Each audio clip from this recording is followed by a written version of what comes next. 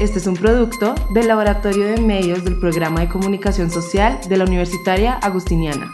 Medios de expresión para la transformación social.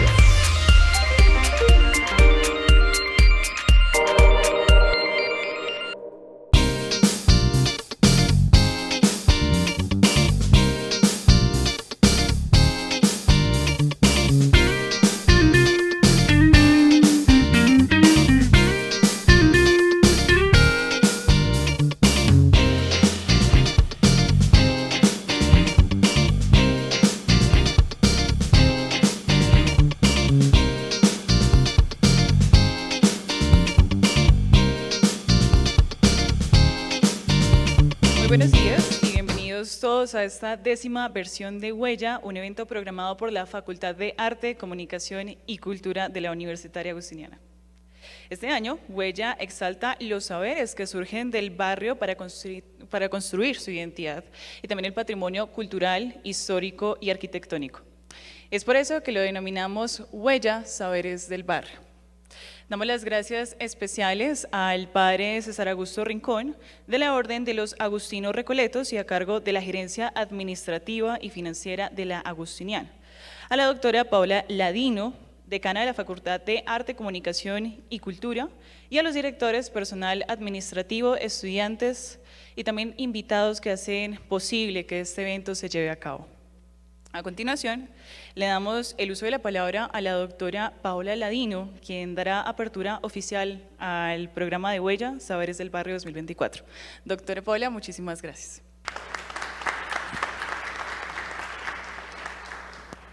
Hola, muy buenos días para todos, darles un fraternal saludo, bienvenidos pues a todos los invitados.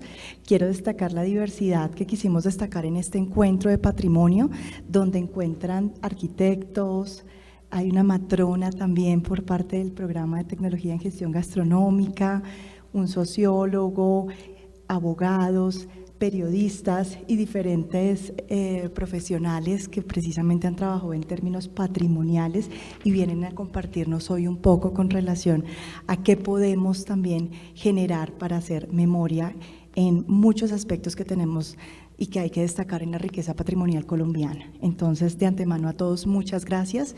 Este año se cumplen 10 años de una celebración que se gestó en el 2014 y que ha venido año tras año celebrando. Entonces, un fraternal saludo para todos y que tengan una feliz día.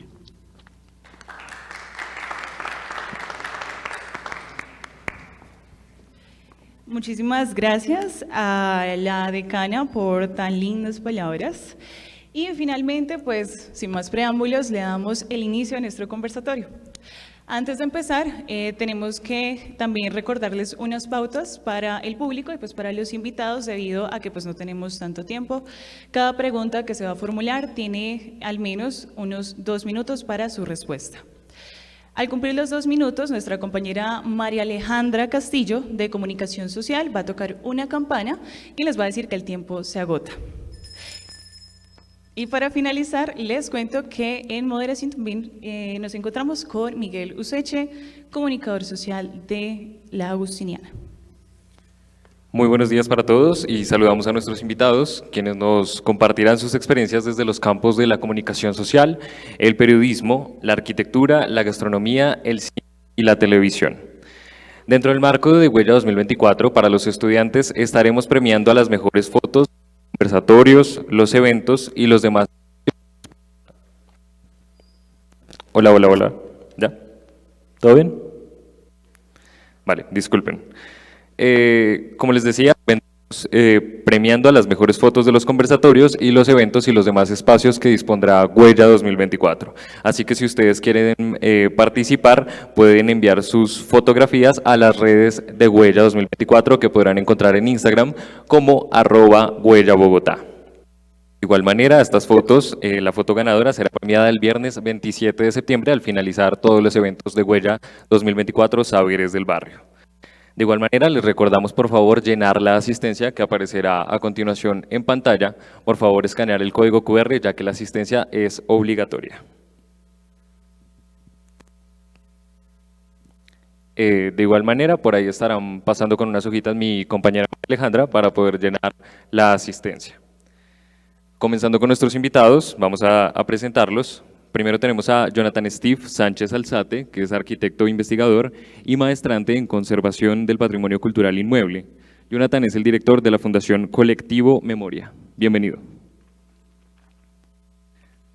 Tenemos de igual manera a Elizabeth Gutiérrez de Arévalo, miembro de la ruta turística de la vereda La Requilina en Usme. Elizabeth es una experta en cocina tradicional colombiana, especializada en preparación de platos locales. Bienvenida, señora Elizabeth, a esta casa de estudios. José Alfredo Díaz Balbuena, licenciado en Ciencias Sociales y especialista en Patrimonio y Turismo Sostenible. José Alfredo es asesor de la Fundación Colectivo Memoria. También para ustedes, una cálida bienvenida. Henry Canro Macías es director de la emisora Bacatá Estéreo y del periódico La Tribuna, medios de comunicación regional, con 30 años de trayectoria en el departamento de Cundinamarca. Muchísimas gracias por aceptar nuestra invitación. Rubén Hernández Molina, referente de Patrimonio de la Alcaldía Local de San Cristóbal. El señor Rubén es arquitecto de la Universidad Nacional con profundización en estudios urbanos y especialización en docencia y pedagogía universitaria. Es investigador de la Oficina de Patrimonio Urbano Colombiano. Igualmente, bienvenido. Por último, tenemos a Jason Barragán Becerra, abogado de la Universidad La Gran Colombia, líder de la comunidad de Santa Catalina. Ha trabajado en defensa del humedal de techo y actualmente el programa de comunicación social también apoya este tipo de procesos. Bueno, ya con nuestros expertos presentados y presentes, demos inicio a nuestro conversatorio. Primero que todo, comencemos con una pregunta para Jonathan. Quisiéramos saber cuál es su perspectiva sobre la importancia del patrimonio arquitectónico en la identidad de nuestros barrios.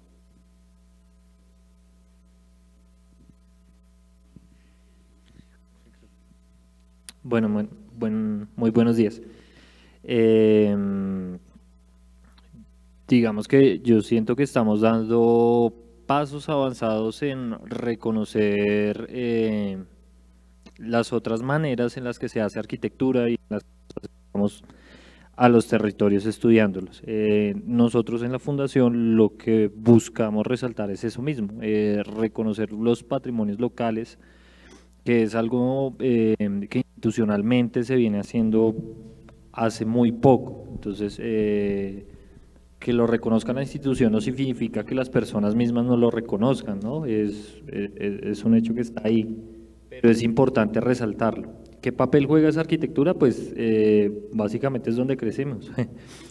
Pintar el andén en diciembre, el hecho de que vayan subiendo los pisos de las casas por generaciones, mi abuelito tiene el primer piso, mi papá tiene el segundo, yo tendré el tercero, y hay ciertas dinámicas que se conjugan y que solo pasan en los barrios, como los salones comunales, con toda la riqueza que tiene, y eso tiene mucha historia para ser reconocida. Entonces estamos en esa, por decirlo así, en esa lucha, buscando estos patrimonios como más locales y que merecen ser evidente, que no son menos en el sopesar de la valoración, y que son valiosos para las mismas personas, ¿no? Pues digamos que todos tenemos una catedral primada, pero todos también tenemos el Salón Comunal del barrio Chuniza. Entonces es mirar cuál es el tema de la valoración, no es ponerlas en un mismo sentido, sino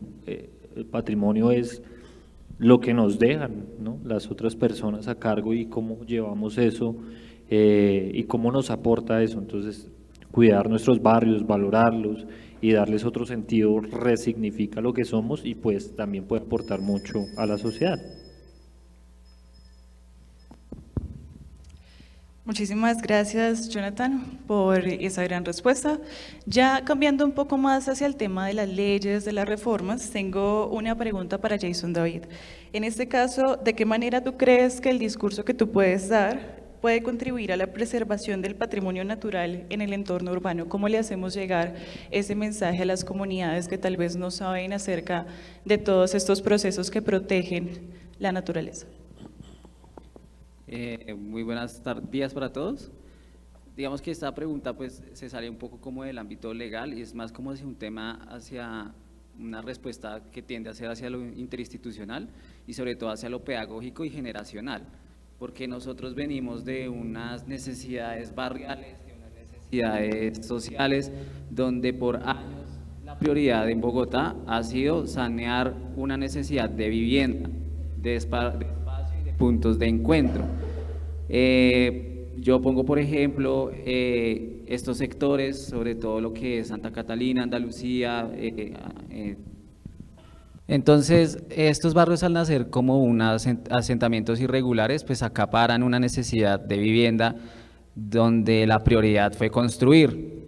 Luego, lo que nos une a todos estos barrios fue la lucha social para conseguir servicios públicos, temas de agua, electricidad, pavimentación de barrios, y el tema ambiental quedó hacia un segundo plano. Hoy en día, cuando estos barrios ya tienen como un poco consolidado estas necesidades, pues entonces ahí sí nos pensamos, uy, juepucha, existen los humedales, existe ciertas dinámicas que nosotros debemos entrar a proteger, y esto ya obedece a un tema generacional. Tal vez mis abuelos o mis papás no se lo pensaban en su momento porque muchos llegaron desplazados de la violencia, otros llegaron por falsas promesas, o pues nuestra idiosincrasia de ciertos sectores de la población que se vuelven tierreros y pues venden terrenos que no son de las personas. Entonces pues esto genera unas dinámicas y unas culturas y unos arraigos en el territorio. Entonces, cuando su merced me pregunta que cómo hacemos para que la gente se piense un poco más hacia la conservación cultural, patrimonial y sobre todo el tema ambiental, pues pienso que deben hacer de entender estas dinámicas que pasan en estos territorios, de ser un poco más pedagógicos a cómo estamos dando un discurso frente a por qué proteger algo, porque lo que no quiero pues no lo protejo, ¿sí? Si yo no sé aquí de cuántos ustedes conocerán dónde queda el humedal de techo, pero pues se inicia desde la pedagogía, ¿sí? Desde un aspecto interinstitucional para romper esas barreras con las que hemos crecido durante varios años para poder valorar ese tipo de situaciones como las que su merced presenta. Muchas gracias, Jason. Como bien lo decían Jonathan y Jason, quisiera preguntarle a José Alfredo. Ellos nos hablaban mucho de brechas generacionales y de cómo, digamos que generaciones anteriores venían rompiendo todos estos estigmas y venían haciéndose parte del territorio. ¿Cómo podemos hacer esto mismo, pero con los jóvenes? La pregunta puntual sería, ¿cómo podemos hacer que el patrimonio cultural y natural sea más accesible y relevante para las generaciones más jóvenes y que ellos se sientan parte y se apropien de estos espacios? Buenos días, muchas gracias por la invitación.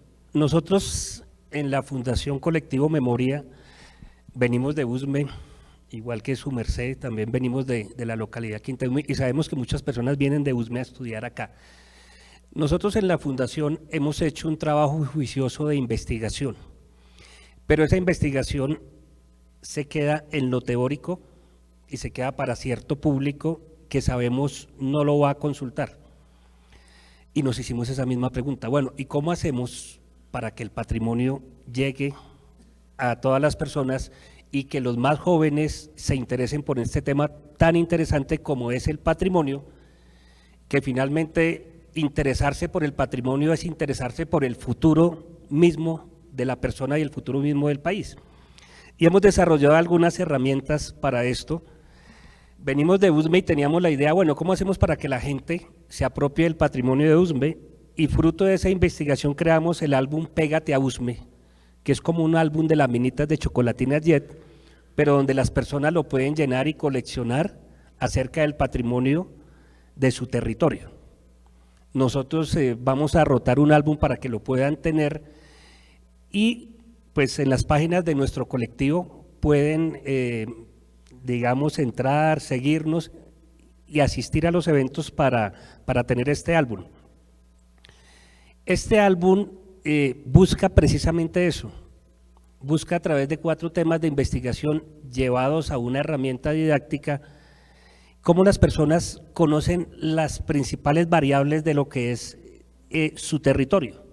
Por ejemplo, Usme, que en esta crisis de agua que tenemos, tiene el páramo de Sumapaz, el páramo más grande del mundo, pero aquí hay un capítulo relacionado con el agua, y hay un video que tenemos en YouTube de una serie que se llama, venga le cuento, que se llama El agua siempre corre para abajo. ¿Y qué quiere decir? Que aunque Usme tiene mucha agua, los campesinos de Usme no tienen agua.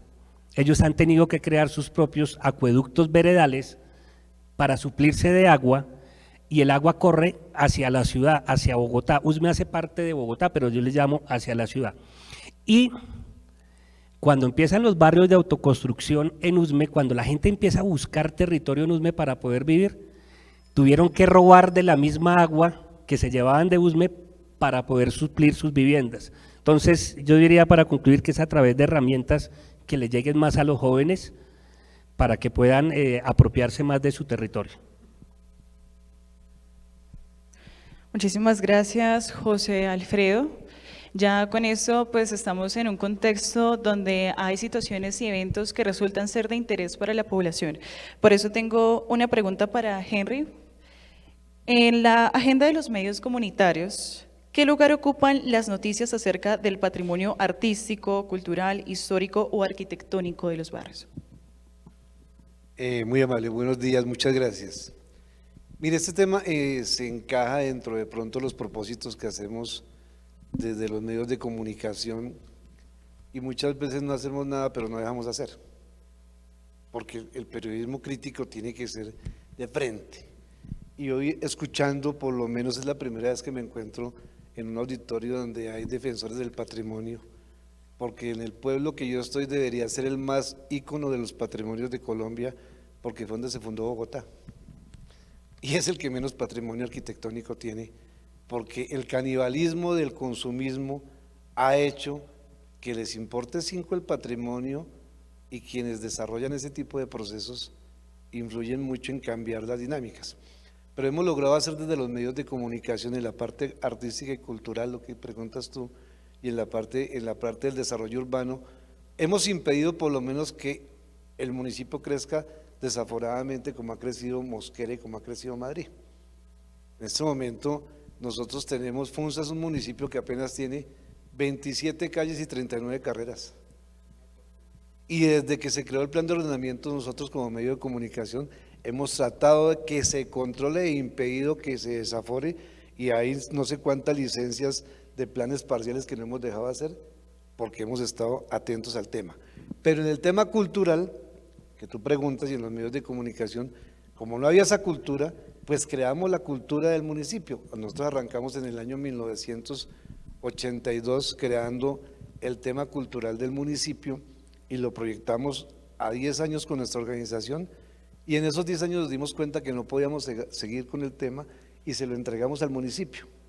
Hoy en día Funza es un referente internacional en danza y cultura propia de la región y del país, y en este momento logramos también hace 10 años crear un instituto de artes escénicas para que la gente estudie un técnico laboral en artes, porque era tanta la gente que teníamos en la parte artística y decíamos, ¿qué hacen los muchachos cuando terminen acá? Hoy en día de muchas partes de Colombia vienen a estudiar a Funza, y de Funza salen para todas partes del mundo los colectivos. Tenemos más de 5.000 artistas que en este momento los paga el municipio, paga ese proceso con más de 400 docentes, y tenemos un referente que también colocamos, que hemos incidido en las alcaldías para que hagan infraestructura cultural, que la concha acústica, que el teatro, y hay un teatro que es bellísimo, que logramos hacerlo, incidirlo a través de una alcaldía de hace 8 años, que por cuestiones políticas no lo han terminado, que le faltan unos tapetes prácticamente para terminarlo, que es la copia del Julio Mario Santo Domingo,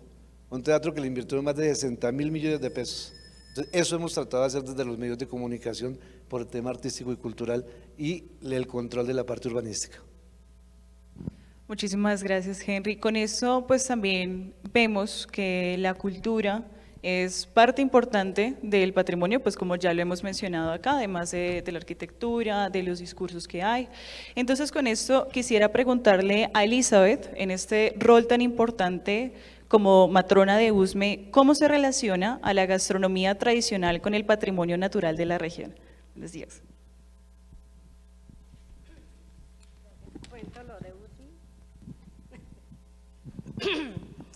Buenos días para todos. Mi nombre es Elizabeth Gutiérrez, vivo en Usme, en una vereda donde hasta la presente vivimos muy bien, o sea, tranquilos allá en la vereda. pero se nos ha estado presentando muchos inconvenientes por las urbanizaciones que han llegado, porque estamos rodeados de las urbanizaciones. Lo único que nos favorece es el Parque Arqueológico de Usme, que con ellos estamos muy beneficiados, porque cuando van las rutas turísticas a Usme, entonces van a mi casa y yo les preparo refrigerios, les preparo los ajiacos, les preparo los cuchucos. Entonces estoy contenta por eso, porque nos ha ido bien por parte del Parque Arqueológico, que es gente muy querida, los que van por allá y todo. Y ahora estamos con la ruta turística de Mujer y Tierra, que también nos ha ido muy bien.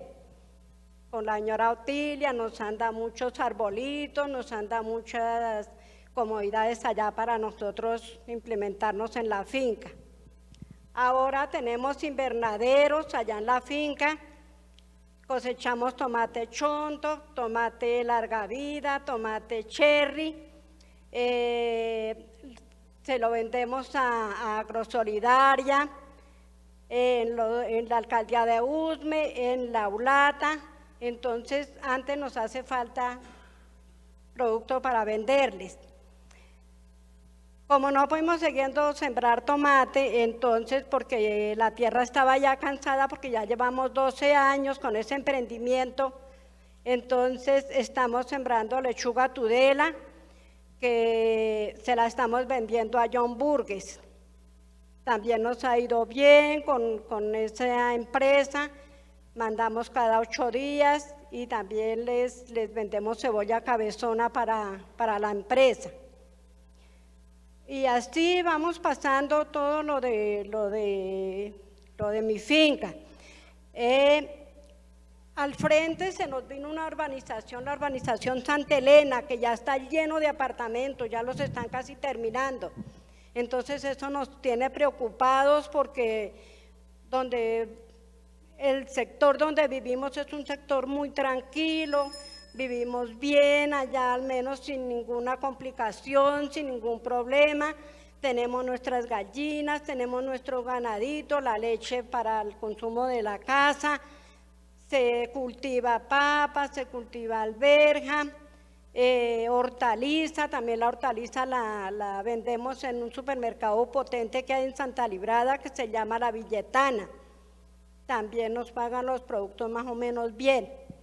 Entonces, pues por el momento les cuento todo eso, que estamos pues bien allá. Perdón. Muchísimas gracias por su respuesta, señora Elizabeth. Siguiendo con estos temas referentes a la pedagogía, ¿quién mejor que Rubén, que tiene experiencia en pedagogía, para preguntarle qué papel considera que juegan los jóvenes y estudiantes universitarios en la preservación y promoción del patrimonio cultural y natural de sus barrios?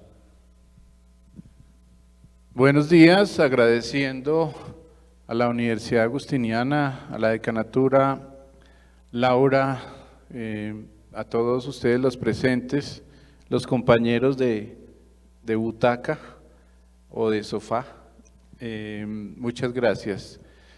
Una pregunta demasiado importante. Yo veo aquí muchos jóvenes y muy orgulloso y muy contento de esta diversidad, encontrando diferentes posiciones. He tenido la fortuna desde que estaba en la universidad, hacía trabajo de campo siendo joven, yéndome a la pregunta. Siendo joven me preguntaba por qué el patrimonio de la ciudad está concentrado en las élites, en el centro histórico, en Teusaquillo, en la Soledad, y por qué Usme, el 20 de julio, La Victoria, los pueblos circunvecinos, Suacha, no tienen patrimonio. Uno se pregunta, resulta que sí tienen todo el patrimonio. Lo que pasa es que las reglas, las normas ayudan y no ayudan a terminarlo, a preservarlo, a acabarlo. En los jóvenes, en ustedes, los que están aquí enfrente, está el futuro patrimonial de las ciudades, de los pueblos, de los campos. Nos encerramos en 4 paredes en las aulas a ilustrar y a soñar con el patrimonio.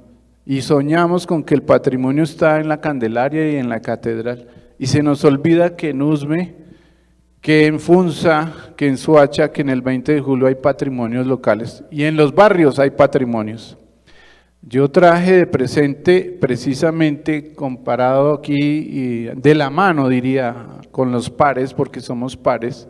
No somos pares de títulos como nos establece o nos dice el estamento. Ella tiene más títulos que yo en otros ámbitos, el caballero, otras experiencias, y de eso es que se trata. Estructuras de patrimonio diversas hacen la complejidad y la diversidad de la ciudad. Los jóvenes, si tienen una buena enseñanza y un buen profesor y una buena universidad, también ayudan. A veces no es la universidad, sino es el joven, la familia, los barrios, lo que alguien mencionaba acá. La vivencia en el barrio es diferente a la vivencia del niño del apartamento, a la vivencia del perro de la calle, a la del perro del apartamento. Entonces, creo que se quedó la mitad por decir, pero ya. Perdóname. Muchísimas gracias, Rubén. Es cierto, no solamente pues estamos acá hablando desde la parte de los estudiantes, sino también todos como ciudadanos para proteger pues nuestro patrimonio. En este momento entramos en otra ronda de preguntas, pues ya esta vez más generales. Por lo tanto, quien quiera responderla, cualquiera de nuestros invitados, lo mismo tendrá un lapso de tiempo de 2 minutos. Igualmente estamos atentos a cualquier aporte que nos quieran hacer con base a su experticia. Asimismo, le recordamos al público que pues también pueden ser partícipes y pueden preguntarle a cualquiera de nuestros invitados sus dudas y curiosidades. Antes de pasar a la segunda ronda de preguntas, les recordamos por favor seguir las redes de Huella 2024, nos pueden encontrar en Instagram como @HuellaBogotá, así tal cual. De igual manera, por favor recuerden llenar la asistencia, que si no escanearon el código QR que apareció en la proyección, mi compañera María Alejandra aquí abajo estará pasando para que llenen la asistencia de manera oportuna. En esta primera pregunta, quien quiera responderla, quisiéramos saber qué desafíos enfrenta la radio comunitaria al presentar la diversidad cultural de su zona de cubrimiento. Me tocaría a mí, que soy el de radio. Mire, el tema de la radio comunitaria, les quiero contar un corto. Fue la primera radio comunitaria cuando la fundé en 1985, no existía la red de radio comunitaria. Y yo fui al Ministerio de Comunicaciones a decirles, voy a colocar una estación de radio en Funza. Me miraron como azul y me dijeron, ¿usted quién le dijo que la puede colocar? Y les dije, ¿dónde está la ley que dice que no es radio comunitaria? Ni sabían que era radio comunitaria del Ministerio. La creamos. E inmediatamente pues se nos comenzaron a ir encima del ministerio, pero lo primero que hicimos fue comenzar a fundar más radios en toda parte, porque a nosotros solo nos iban a espichar. Creamos muchas más radios y escribimos la ley de radio comunitaria. Y se creó con el ánimo de empoderar a la gente para que tuviera la voz de los que no tenían voz. O sea, es una radio de puertas abiertas. Cuando ustedes van a Bacatester y nos dicen, venga, ustedes aquí no los han robado, ¿por qué? Porque usted siempre tiene la puerta abierta. Y uno, pues que aquí sube, es de puerta abierta, realmente de puerta abierta. Y la gente se ha empoderado tanto del proceso, las comunidades se empoderaron tanto del proceso, que somos el paño de lágrimas muchas veces y el contacto directo, y por eso escribimos muchas veces muy enfrentados a la misma administración, porque somos los que hacemos el control a raíz de lo que la gente quiere en su sentido de pertenencia. Ahora, ¿qué ha pasado con la radio comunitaria?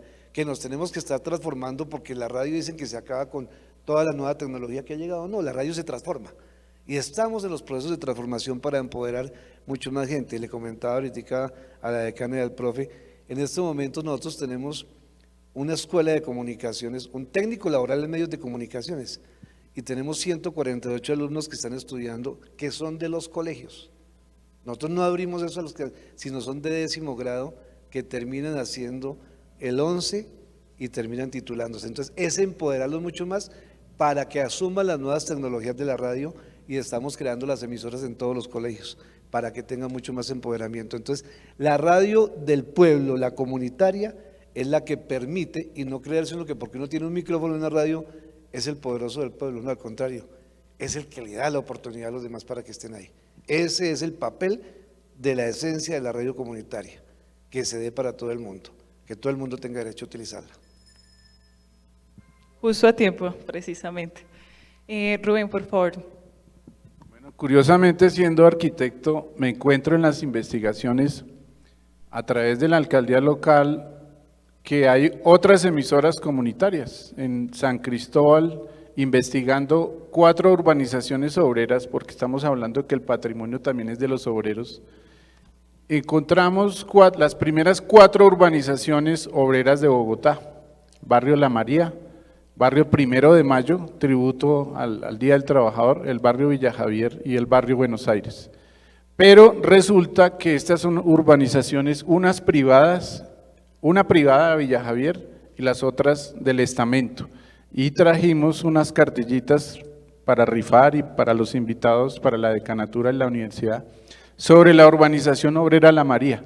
Pero para ir al tema de la radio, encontré investigando el barrio San Isidro, un barrio muy pobre, que en alguna época de la ciudad lo tildaban de los chircaleros, detrás del barrio 20 de Julio, que allí existió en su barrio vecino, en el barrio Suramérica, una emisora de la comunidad en el año 41, y esta emisora ayudó a recoger fondos para construir la iglesia del 20 de julio y ayudaba a la comunidad a armar una cooperativa para comprar los lotes sin servicios de la comunidad, y la comunidad tenía que subir el agua en burro con mangueras y con algunos al hombro y tiestos, pero realmente la emisora comunitaria, que se llamaba Emisora Comunitaria Suramérica, consultando los archivos de los salesianos, está un locutor vestido en corbata muy contento, hablando de la venta de los lotes del barrio Suramérica, del barrio San Isidro, como patrono labrador, porque no había agua, y los obreros de la época decían, a través de la emisora, pedían lluvias. Este barrio fue muy pobre, eran lotes sin servicios donde los urbanizadores vendían el lote y hágase cada quien según su economía su pobre casa, en latas, en cartones o en ladrillo. Pero la emisora comunitaria cumple un papel muy importante en la ciudad. Hoy en día está Vientos Estéreo en la localidad. Muchas gracias. Muchísimas gracias. Con esta información también vemos cómo es que la comunicación juega un papel muy importante para nosotros como sociedad. Por eso queremos hacer otra pregunta, que sería: ¿cómo podríamos integrar el patrimonio en todas sus formas para las narrativas del barrio? No solamente en el tema de la radio y de las comunicaciones como tal, sino también dentro de todas las historias, bien lo decía alguno de nuestros invitados, de todas las historias que tenemos nosotros como ciudadanos. Bueno, yo pienso, en el periodo pasado el Instituto Distrital de Patrimonio Cultural tuvo un programa que se llamaba 100 Entornos Patrimoniales. Y lo que hacía era intentar llegar a los territorios de la manera como más amable y más sensible, tratando de reconocer esos patrimonios, ¿cierto? Y está ahí la historia. Yo pienso que tenemos mucho trabajo por hacer, y es empezar a indagar, también digamos para los colegas y para las personas que están estudiando en este momento, es empezar a hacerse preguntas y empezar a registrarlas, ¿cierto? Hay patrimonio vivo que se va, ¿cierto? Porque son las mismas personas las que lo tienen, y hay generaciones que se encargan de transmitir ese patrimonio.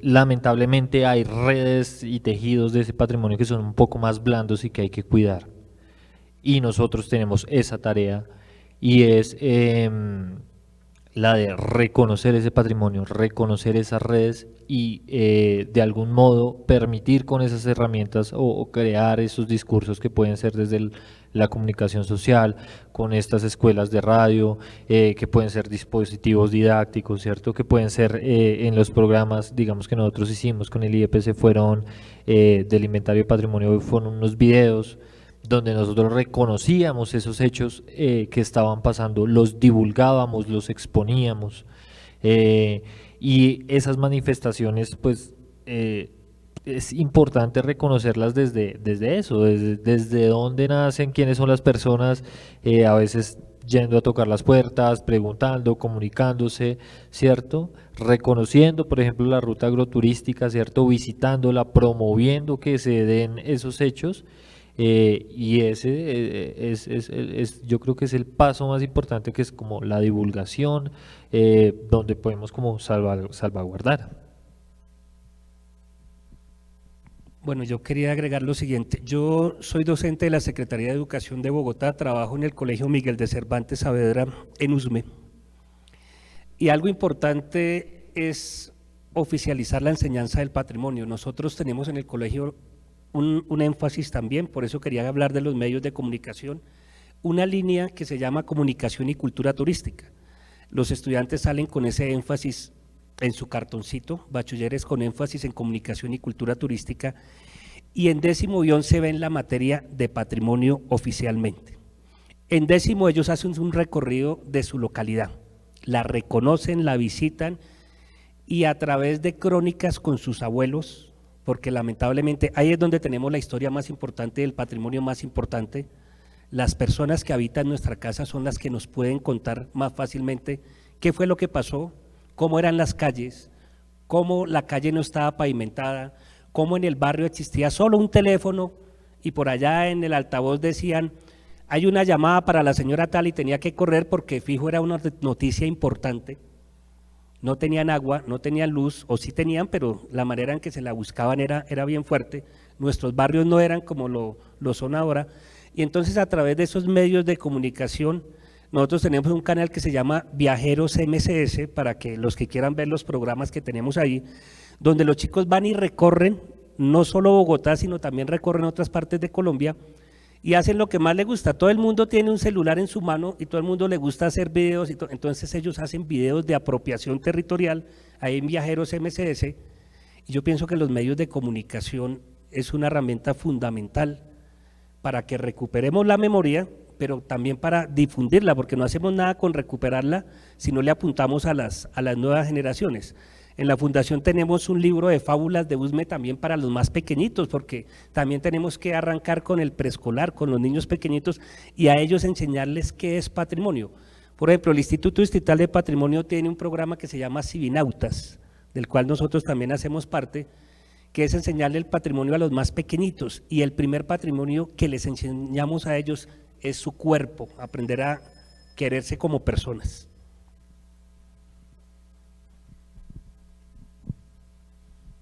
Yo quisiera aportar a esa pregunta y a la anterior.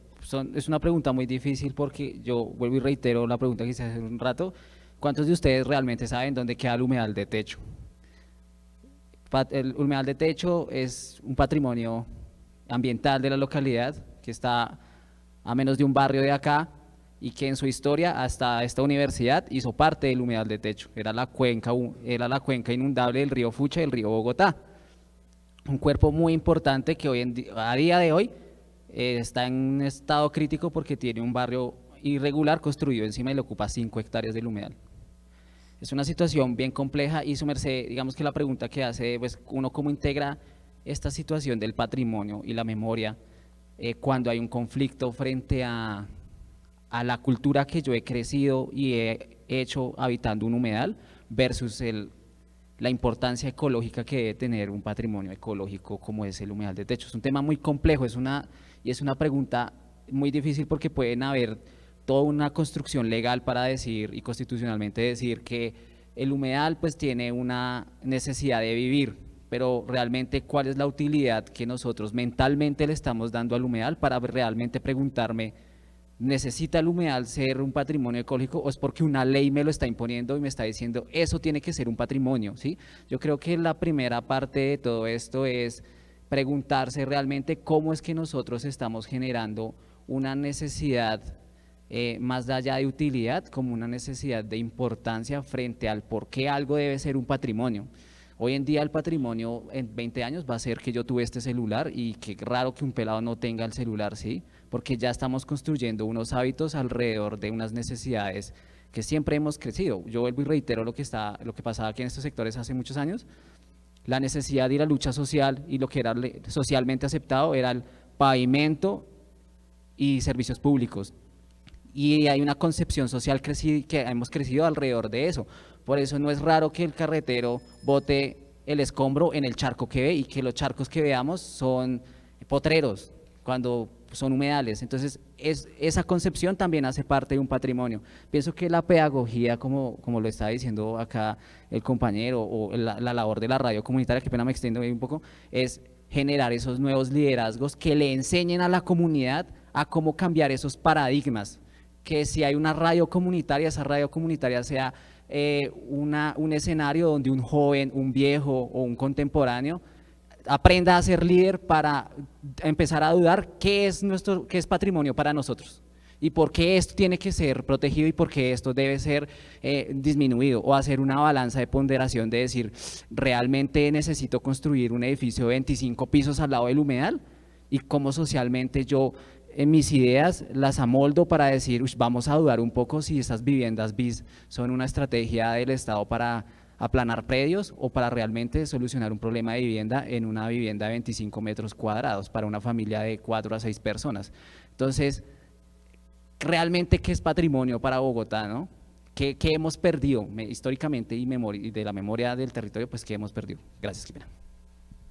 Muchas gracias, Jason. Precisamente del final de la respuesta de Jason viene la siguiente pregunta. ¿Cómo podemos nosotros, como ciudadanos del común, apropiarnos del patrimonio cultural, sobre todo desde cosas como la gastronomía, por ejemplo? La pregunta va especialmente dirigida a Elizabeth, pero quien la quiera contestar, bienvenido.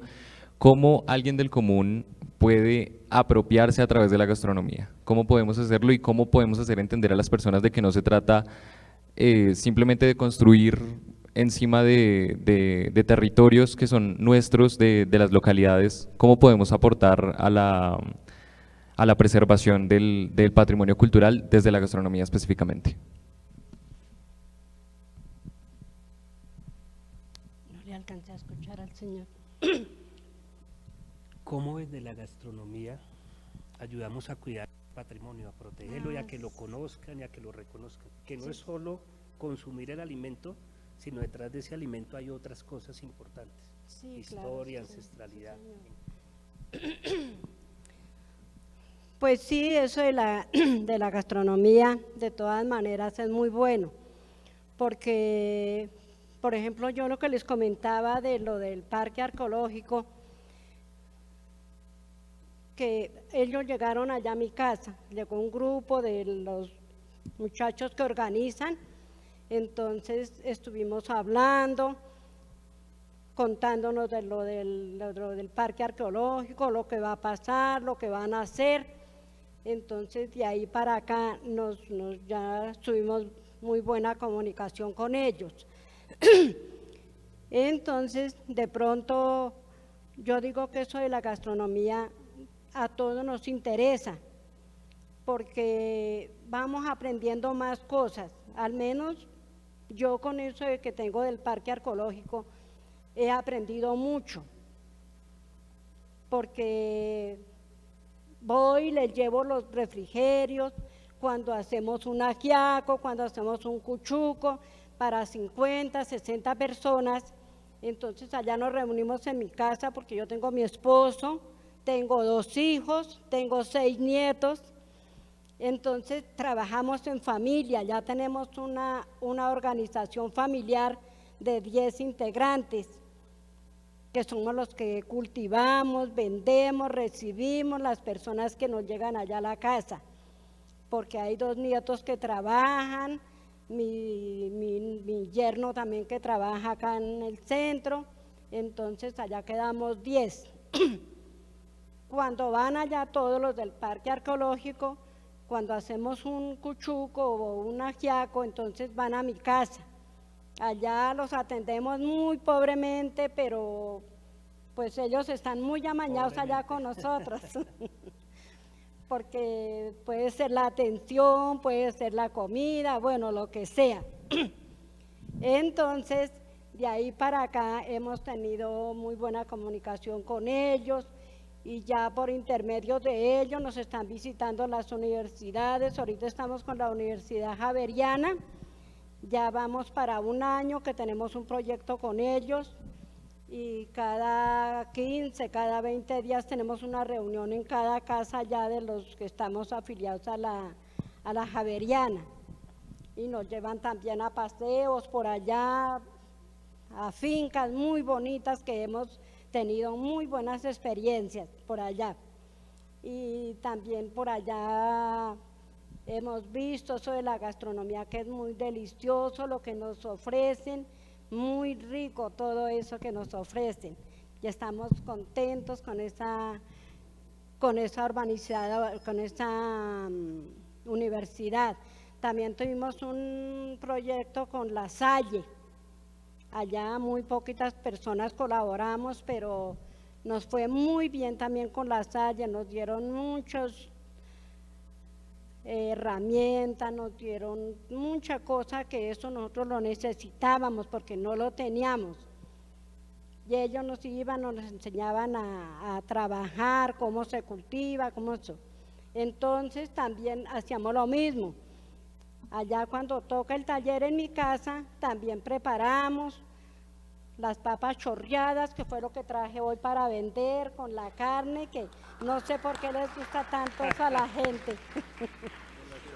Les fascina esas papas chorreadas y eso vengo por parte de la ULATA y de la alcaldía.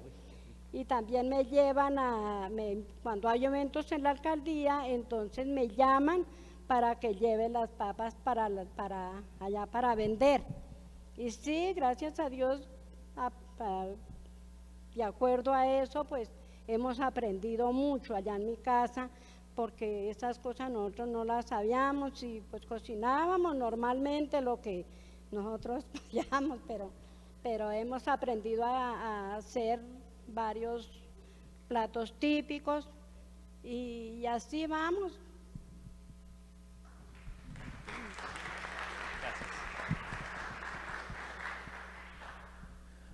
Muchísimas gracias, señora Elizabeth, por su respuesta. Esperamos probar las papas chorreadas ahorita en el mercado campesino.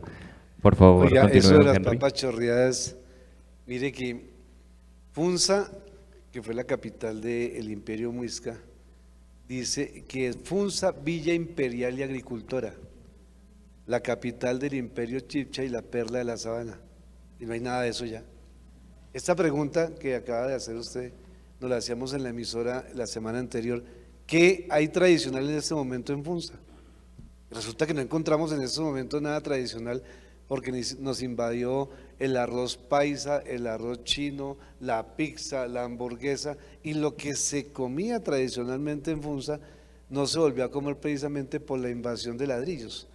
Nosotros decimos, bueno, a nosotros qué nos importa que no llueva en Funza, para que rocíen los ladrillos, pues que no llueva donde tiene que llover. O sea, uno comienza a darse cuenta de eso y comienza uno a mirar que anteriormente los acueductos que habían en la región eran los que habían desarrollado nuestros ancestros, que eran las zanjas que se llamaban, y ahí existía un pescadito que decíamos guapucha. Ahí nos dicen guapucheros, nos decían, porque ya ni siquiera eso tampoco existe. Y ese pescado se sacaba, se secaba al sol, porque las casas, la mayoría eran tejas de barro, se cocinaba al sol, eran unos pescados pequeños, y con el maíz en época de agosto y septiembre que salía, se tostaba ese maíz con panela y ese era el alimento, y al lado de eso con una jarra chicha, y por eso es que mi madre falleció a los 99 años, y a los 97 pertenecía al grupo de danzas del municipio. Entonces uno dice, porque fue creada con eso, se crearon ellos ahí.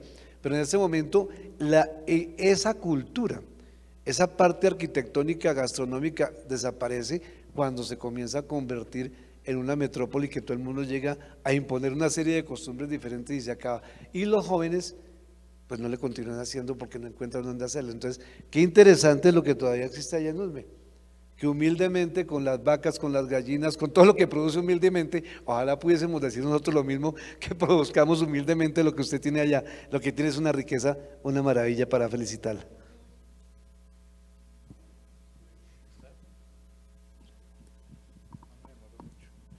Bueno, voy a complementar otra historia acerca de la plaza de mercado para ir al alimento y la comida del 20 de julio.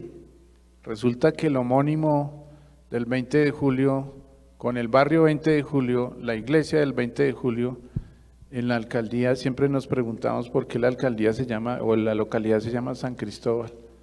Le preguntamos a 3 alcaldes y ninguno sabía.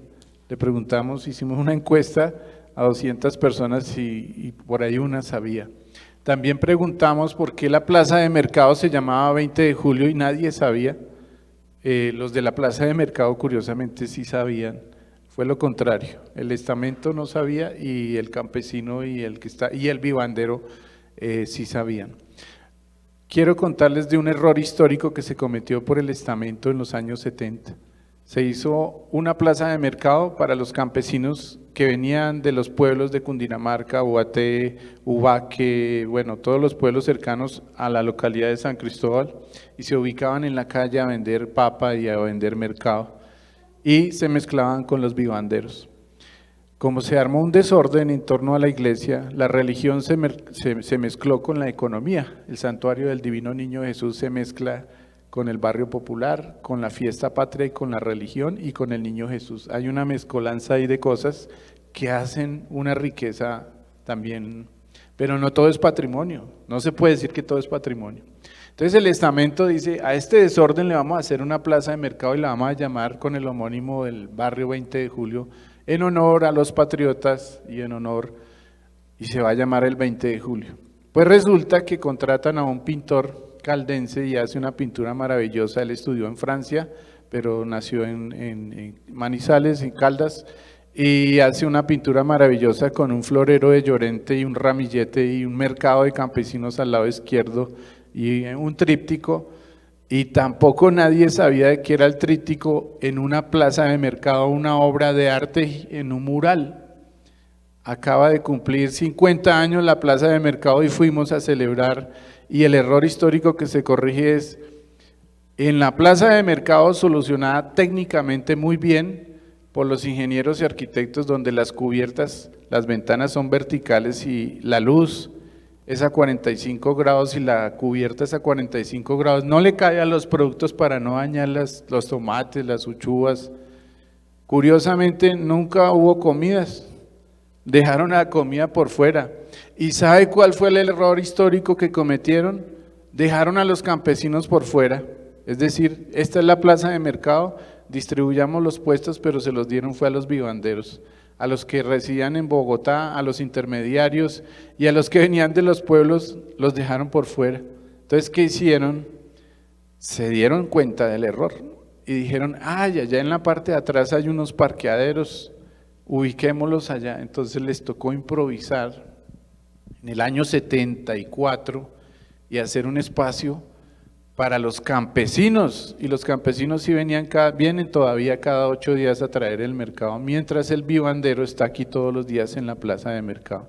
Entonces son 2 errores que se corrigieron. El primero, el haber dejado al campesino por fuera de Cundinamarca, pero en una plaza de mercado del estamento. Y segundo, donde era la parte administrativa de la plaza, ya se eliminó y se dejó los puestos de comidas y hoy en día se llama Fritanga Light, Fritanga Express, Tamal Express, Festival Jazz Tamal, bueno, unas vainas así raras, extrañas, que inclusive para los mismos campesinos me preguntan, oiga, ¿y por qué esto se llama Fritanga Light?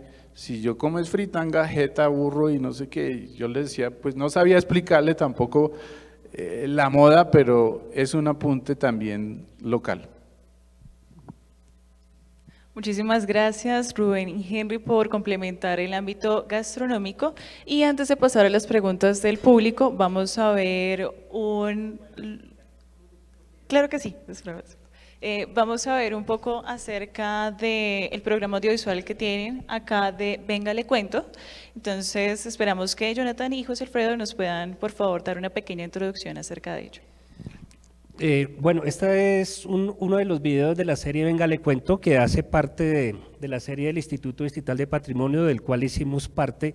Este video narra la historia de un barrio, y este es un mensaje para los que estudian comunicación, cine, televisión, los arquitectos y todos, y es que además de ir a hacer un proceso en un barrio para obtener un trabajo de grado y venir a presentarlo y graduarnos, hay que hacer un proceso que le quede a la comunidad. A veces utilizamos a la comunidad sacamos todos los resultados y no volvemos por allá. Este proceso quiso que esto se desarrollara con celulares y que la comunidad aprendiera a desarrollar un trabajo con la herramienta que tiene a la mano. Entonces es la historia de uno de los barrios de Usme, se llama Barrio Danubio Azul. ¿Será que ahí?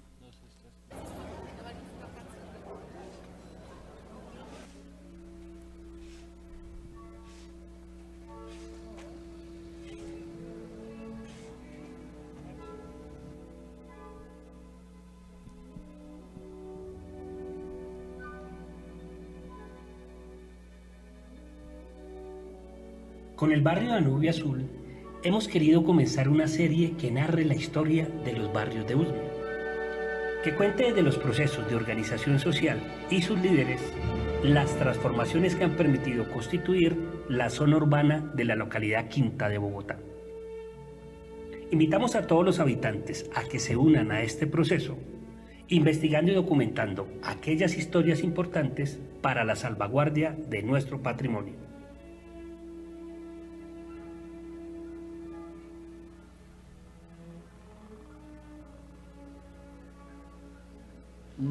Literal, no sé. Danubio Azul, porque aquí es zona de millonarios, ¿no? Hombre, la verdad, no sé por qué. Pues desde que se fundó de una vez le pusieron así el nombre, no sabría decirle por qué. Resultó la idea de colocar el nombre del barrio de acuerdo al vals.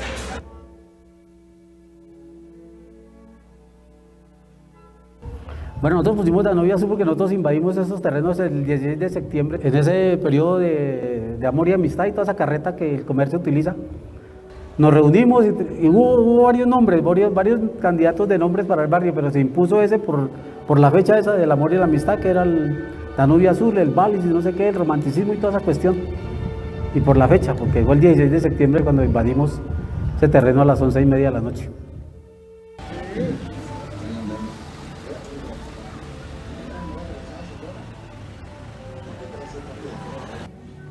No señor, no sé. No sé muy bien, pero de lo que me han contado, sí, en el barrio estaba un canal, entonces fue construido básicamente en medio de un río. Resido en el Danubio Azul hace 34 años.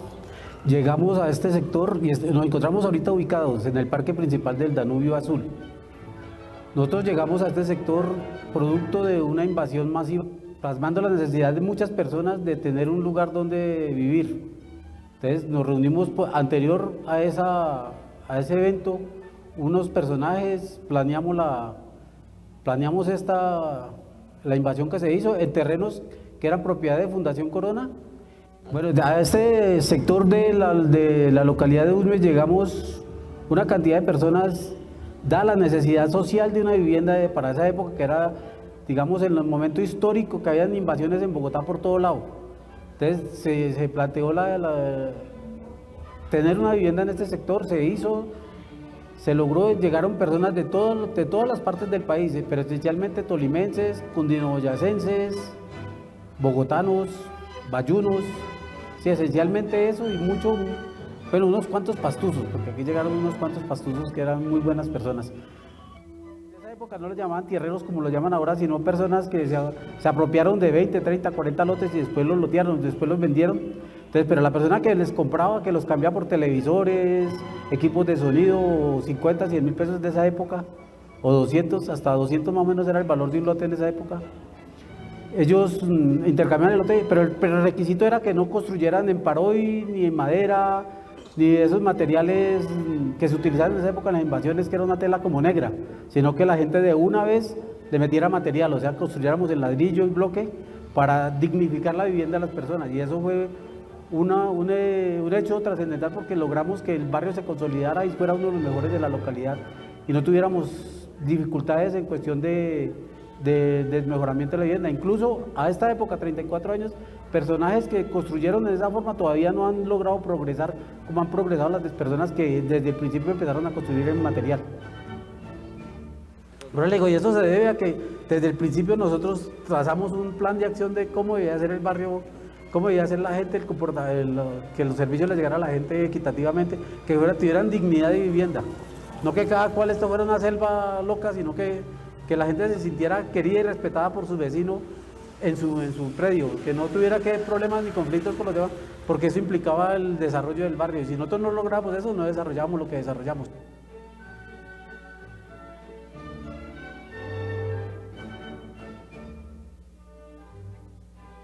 Que aquí la gente es muy colaboradora.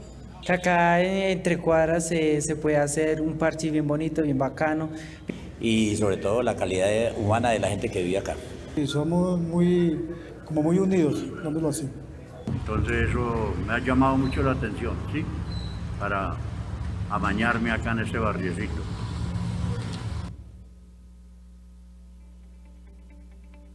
El próximo capítulo de los barrios usmeños puede ser el de su comunidad.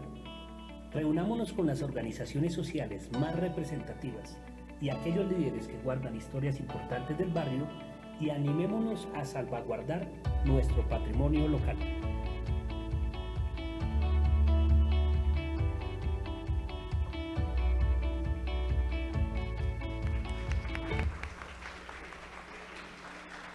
Algo curioso de este barrio y de los barrios de Bogotá es que como es un barrio, decía el señor, de invasión, si usted ve que el vecino se le corre 1 metro en el lote, pues usted se le corre 2 y el otro se corre otro tanto. Hay calles aquí en el Danubio Azul donde no cabe un armario, las 2 casas son así pegadas y la calle es muy pequeñita y se da por eso, porque cada uno se iba corriendo hasta que el vecino decía ya no nos podemos correr más porque ya no podemos ni abrir la ventana.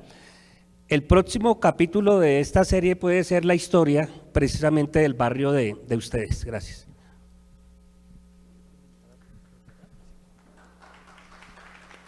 Bueno, digamos que como para cerrar el tema de los videos,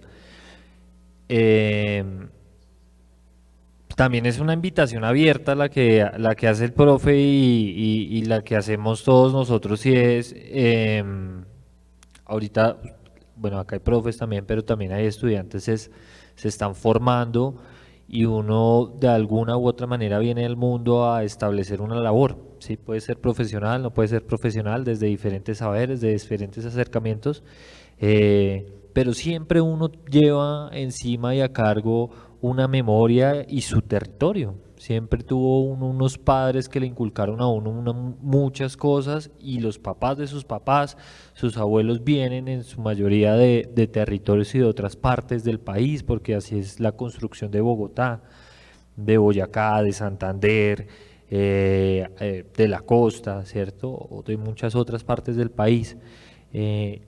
Digamos que la invitación es a que nos reconozcamos, y hay una manera de reconocernos muy valiosa, y es reconociendo también al otro y no pasándole por encima, porque nosotros somos seres humanos y cada uno tiene unas ambiciones y unas metas por cumplir, y de eso también se trata mucho, a lo que mencionaba, no todo puede ser patrimonio, pero hay mucho patrimonio que está ahí y no está siendo reconocido, ¿cierto?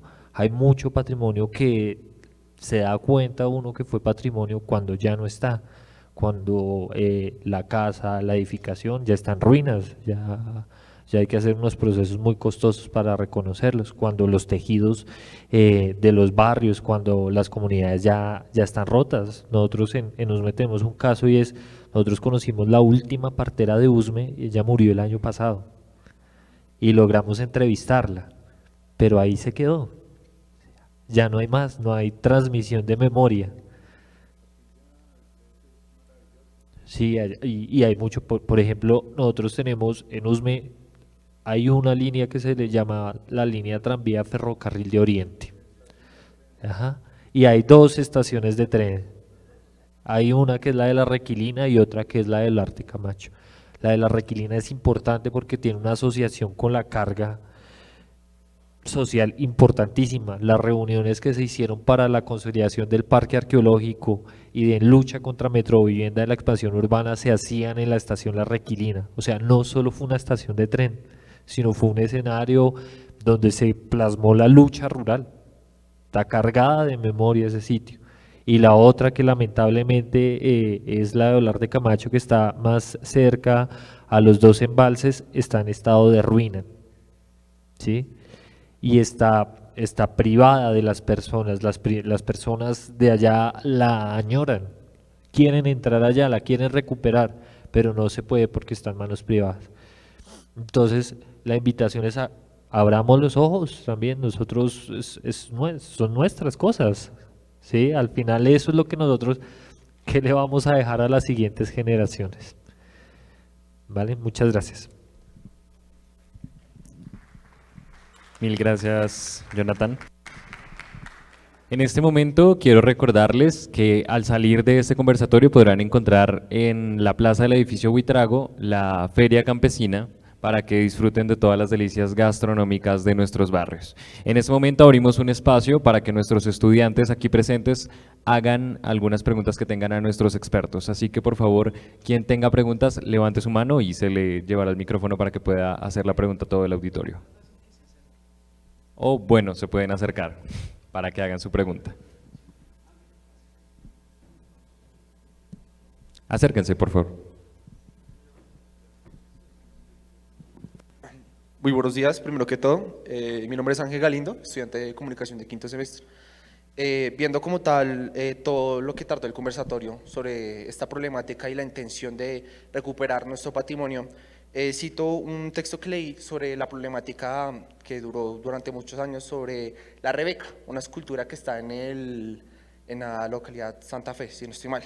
Pues la Rebeca básicamente abarca como la problemática de no se trata de quién la creó, porque no se sabe quién fue, si el autor que durante muchos años se creyó que fue el creador del patrimonio, sino como otras entidades, otros países italianos, etc. La pregunta es, ¿el patrimonio es quien realmente lo hace, quien le da esa identidad, o es quien la adopta? Es como tal lo que tengo esa duda de nosotros, ok, no sé si le está dando la importancia al patrimonio es por la falta de identidad que se le dio al crearla, o nosotros como pueblo, como personas, quien se la da. Muchas gracias.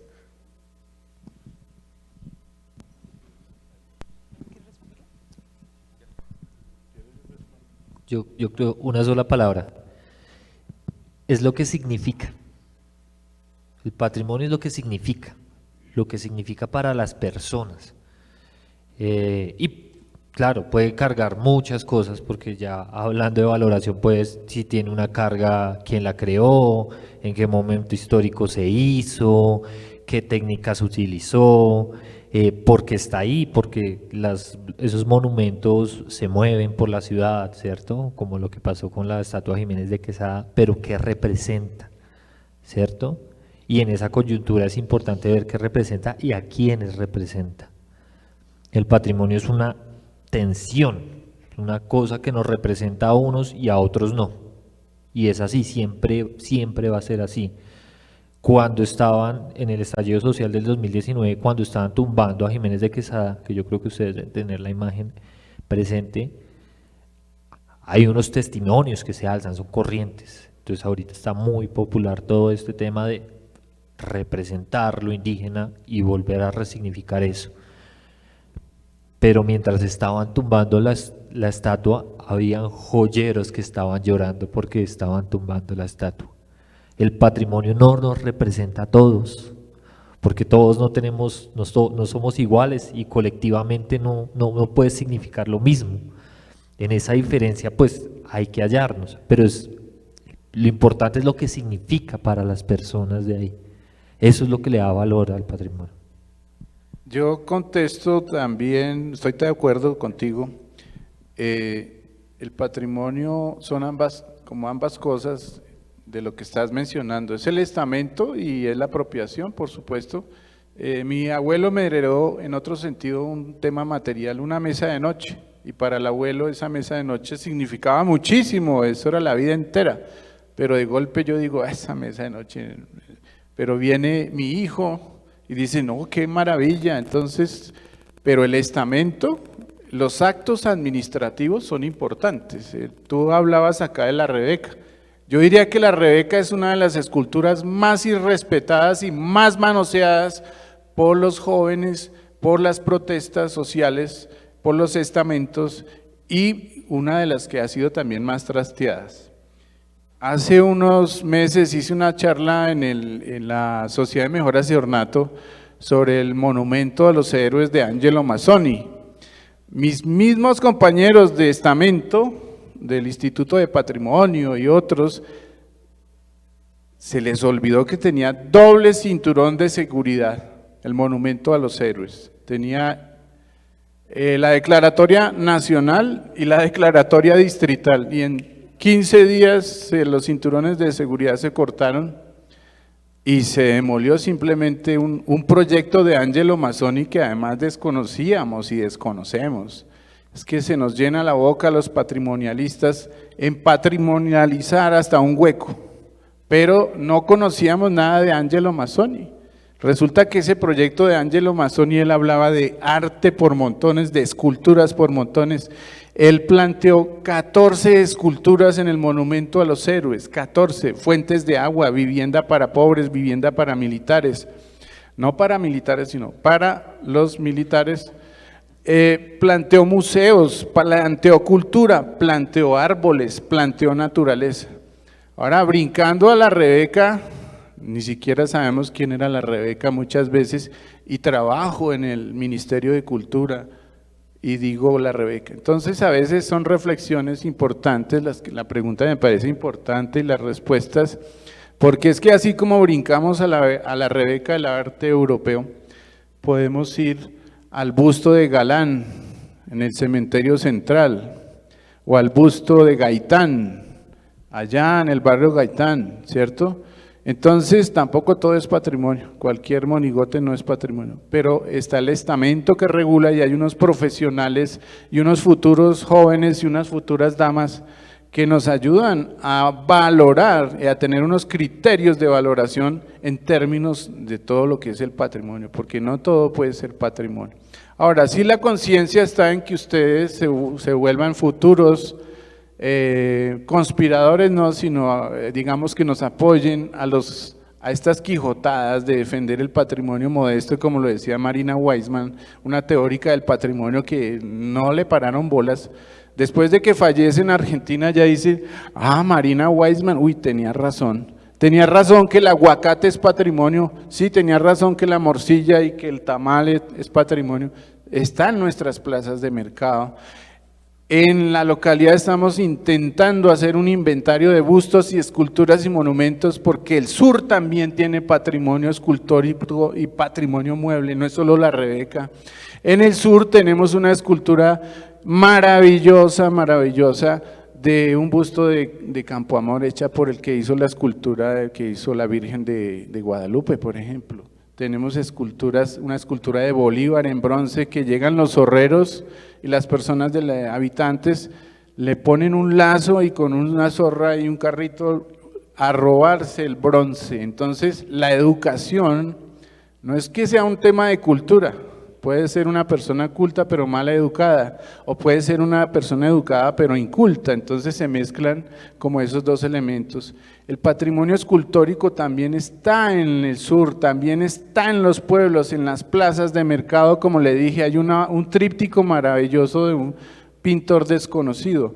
Entonces en Usme también podemos tener bustos, ¿y quién dijo que no? Pues los existen, los hay. Entonces la Rebeca, bienvenida, que no la volvamos a despedazar, ustedes la han visto en estos días, yo fui a tomarle fotos, le hicieron bigotes, le pusieron una cantidad de cosas de irrespetos con el tema del graffiti para limpiarles, un trabajo tremendo porque estamos mal educados. Yo resumiría de pronto un titular, como que el patrimonio es lo que yo quiero que sea mío, hacia los demás no les guste. Lo que veo es que, lo que dice aquí el arquitecto, muchas cosas se las han llevado por delante, a mí me gustan, entonces yo pienso que es lo que uno quiere apropiarse uno mismo para que lo tenga en el futuro. Yo quisiera aportar ahí a su pregunta, y es como lo legal también hace patrimonial, porque muchas veces a nosotros las leyes, se supone que es la manifestación de la moral social, nos imponen ciertas circunstancias, ¿cierto? Y yo le pregunto a su merced, y como muy a la respuesta que da aquí el compañero, es como legalmente, si a mí me imponen que cierta construcción o cierta situación sea declarado como patrimonio de Colombia, ¿eso lo volvería patrimonial? ¿Sí? Entonces, es un tema complejo y cuando lo hablamos desde lo legal, pues realmente qué tanto muchas veces lo que se declara legalmente como algo es representativo a nosotros, pese a que nosotros hacemos una elección en eilatos, consejos, alcaldes, presidentes, pero no sabemos distinguir las ramas del poder en Colombia, ¿no? ¿Y quién hace las leyes en Colombia? El Congreso, ¿cierto? Y como nuestro voto debe ser nuestro voto es delegativo y programático, quiere decir que delegamos nuestros sueños e ilusiones hacia un sujeto que tiene un programa de gobierno, pero ¿cuántos de ustedes cuando un candidato inscribe su candidatura descargan su plan de desarrollo de la registraduría cuando inscribe su candidatura, ¿no? Porque aquí votamos por pasionalismos y muchas veces nos comemos esa energía de votar y nos meten temas impositivos como temas patrimoniales a través de una legislación. Día de mañana cambiamos de paradigmas y perspectivas y nos meten que una masacre es un tema patrimonial. ¿Por qué? Porque la moral social cambió. Entonces es importante cuando generamos estas situaciones de liderazgos también y hablar desde lo patrimonial, pues qué queremos preservar y qué queremos que las nuevas generaciones pues aprendan viendo ese símbolo, ¿no? Era eso, gracias. Hay un tema, no sé en lo legal, pero yo en FUNSA como historia había creado un comité de patrimonio y de la noche a la mañana mandaba unas placas, casa de conservación patrimonial, y esta sí y esta no, y la de aquí también, y la gente decía que a mí, ¿quién les dijo a ustedes que yo quería que esto fuera conservación patrimonial? No, excúsenme, se les dio la gana poner ese patrimonial, y uno decía, ¿por qué le hacen eso? No entiendo uno cómo frente a la legislación, cómo hacen ese proceso. Complementando todo lo que dicen ustedes, es muy cierto que el patrimonio también lo decide la sociedad. Asimismo, como se está hablando de la legalidad, que se está hablando de quienes realmente nos imponen qué es el patrimonio y qué cosas o qué ítems puede ser el patrimonio, se puede ver de pronto como conflictuado. Tal es el caso de las estatuas, tal vez, con el templete del Libertador, que está en el Parque de los Periodistas actualmente y que se ha movido un montón de veces, pero que no tiene alguna significancia para la actualidad, para los bogotanos en la actualidad.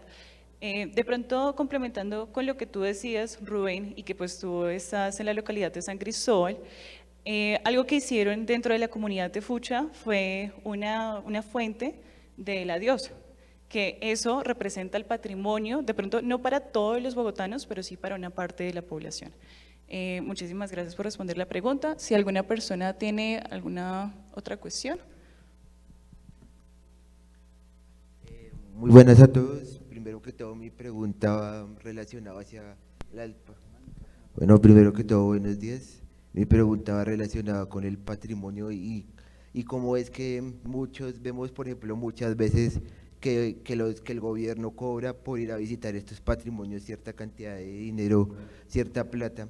Ustedes, desde su punto de vista, ¿cómo creen que podemos preservar el patrimonio sin que el patrimonio se vuelva un tema de estar cobrando para ir a visitarlo? Porque yo siento que los patrimonios es algo que uno debería ir gratis porque uno quiere ir, no porque el gobierno quiera tener un dinero para básicamente contribuir con este patrimonio. Esa es mi pregunta. Muchas gracias, Miguel. Para el que quiera responderla. Muy importante esta pregunta porque el patrimonio no debe tener cadenas. El patrimonio es libre, es apreciable, se han mezclado muchas cosas fuertes. El patrimonio tiene estamentos, no cualquier persona, aclaro, yo trabajaba en el Ministerio de Cultura y en la Secretaría de Cultura y ahorita en la Alcaldía, a través de las experiencias. Existe un comité de patrimonio, o sea, no cualquier cosa es patrimonio. Entonces los comités de expertos de patrimonio tienen arqueólogos, antropólogos, arquitectos, no solo arquitectos, tienen un personal idóneo que trabaja en temas patrimoniales y se deben cumplir unos requisitos y unas normas que digan que sí es patrimonio, ya sea por su autenticidad, por su antigüedad, por sus hechos históricos, por su estética. Hay muchos factores que son los criterios de valoración del patrimonio, ¿ok? Eso en principio. Segundo, yo podría preguntarles aquí a los jóvenes, que estudian acá, ¿será que un antejardín es patrimonio de un barrio, de una urbanización? ¿Será que un patio es patrimonio o podría serlo a nivel individual? La ciudad, si construyen en los antejardines, ¿qué le pasa? Bueno, lo dejo como pregunta. Para tocar el tema de la diosa y cerrar y irme para allá, pues hemos descubierto que en San Cristóbal hay 42 placas y 32 monumentos y nadie sabía. Igual debe ser en Usme, igual debe ser en Soacha, igual debe ser en Funza. Hay un patrimonio mueble, escultórico, artístico, arquitectónico que se debe preservar y los invito a que cada cuadra que ustedes recorran en sus barrios, miren a ver si hay placas, miren a ver si hay bustos, miren en el parque a ver si hay algún indicio de las memorias de los pasados, no memorias políticas. Por supuesto, el patrimonio debe ser libre, pero requiere unos mantenimientos. El gobierno se inventó unos incentivos, desafortunadamente han sido cambiadas las reglas y las normas, para que aquel que quiera, que tenga un bien de interés cultural, pues invierta los impuestos que le son rebajados, así como su estrato social, que no es, si yo estoy en Teusaquillo, soy estrato 5, la idea es que sea estrato 1 en impuestos y en predial, pero también la idea es que el propietario invierta esos ahorritos, que no son muchos, pero pueden servir para la pintura de su casa, del edificio. Hay diferentes categorías patrimoniales, ¿cierto? Arquitectura civil, eclesiástica, religiosa, hospitalaria, vivienda, y entonces invierta eso. ¿Qué pasa con una iglesia? ¿O qué pasa con un museo o con un estamento de estos grandes? Pues el mantenimiento ya es demasiado costoso, el predial es costosísimo, ya de grandes millones. Entonces, ¿usted a qué va a Europa? ¿A qué los profesores o los alumnos o las familias a qué van a Europa? A ver patrimonio, a ver iglesias y se toman fotos frente a las casas viejas, los castillos, los ríos y las murallas, pero en Usme no se toman fotos frente a la iglesia ni en la estación que está derribada ni vuelta a nada y abandonada por nosotros mismos, porque no nos queremos nosotros mismos. La invitación es que nos reconozcamos a nosotros mismos, ¿cierto? Es decir, yo voy a Europa a pasear, ¿cierto? Feliz, pero no me tomo fotos en mi pueblo, en Funza, frente a la estatua de la Pola, frente a la placa X. No, en cambio los gringos o los extranjeros o los visitantes sí tienen esa dotación. En el Fucha hay una experiencia que alguien, Laura tal vez me comentó que hay algún profesor, algunos estudiantes, no sé quién, que están trabajando en el río Fucha. Yo le preguntaba a los habitantes de Fucha, ¿usted sabe qué quiere decir Fucha?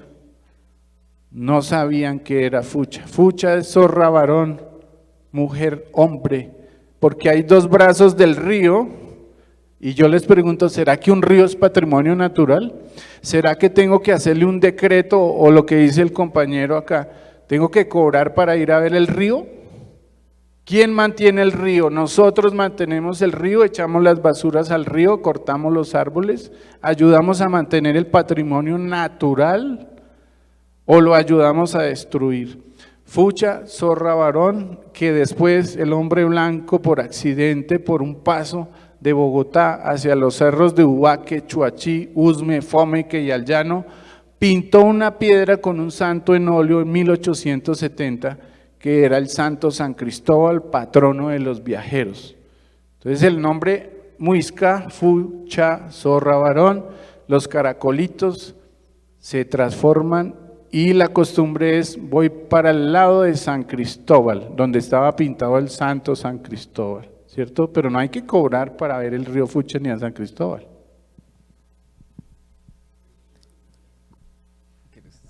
Algo pequeñito ahí para complementar. Sí, deberíamos todos acceder al patrimonio de manera libre, pero yo les pongo el ejemplo de la laguna de Guatavita. Muchos de nosotros fuimos a la laguna de Guatavita cuando teníamos que caminar 3, 4 horas para buscar la laguna. ¿Qué pasa? De Guatavita se sacan toneladas de basura, se sacaron toneladas de basura, porque la gente iba allá a hacer asados, a hacer cualquier cosa, menos valorar su patrimonio. Hoy en día, ¿qué es Guatavita? Lo tiene la CAR, lo tiene bien organizado, usted en 10 minutos ya sube y mira la laguna, pero vale la entrada para gestionar, para pagar la gestión de todo lo que se hace, porque cuidar el patrimonio vale. Este juego es una beca del Ministerio de Cultura. Este juego vale y no vale cualquier peso, vale millones. Este álbum vale y todas las herramientas que nosotros hacemos valen. Necesitamos recursos. ¿De dónde salen? Pues aquí el profesor lo dijo, de esos impuestos que hacen de que aunque el patrimonio es de todos, necesitamos al mismo tiempo dinero para cuidar ese patrimonio y de algún lado tiene que salir. Pero los museos tienen horarios gratis, la gente los visita, ¿cierto? Hay horarios diferentes en los museos. Hay museos que son totalmente gratis, el Botero es gratis y uno ve más extranjeros que llegan con esa emoción a tomarse fotos, mientras otros que desconocemos la obra de Botero lo criticamos, por ejemplo. Y los domingos gratis, o sea, hay muchos sitios para visitar gratis en ese sentido. Ahí está. Bueno, para responder la pregunta es,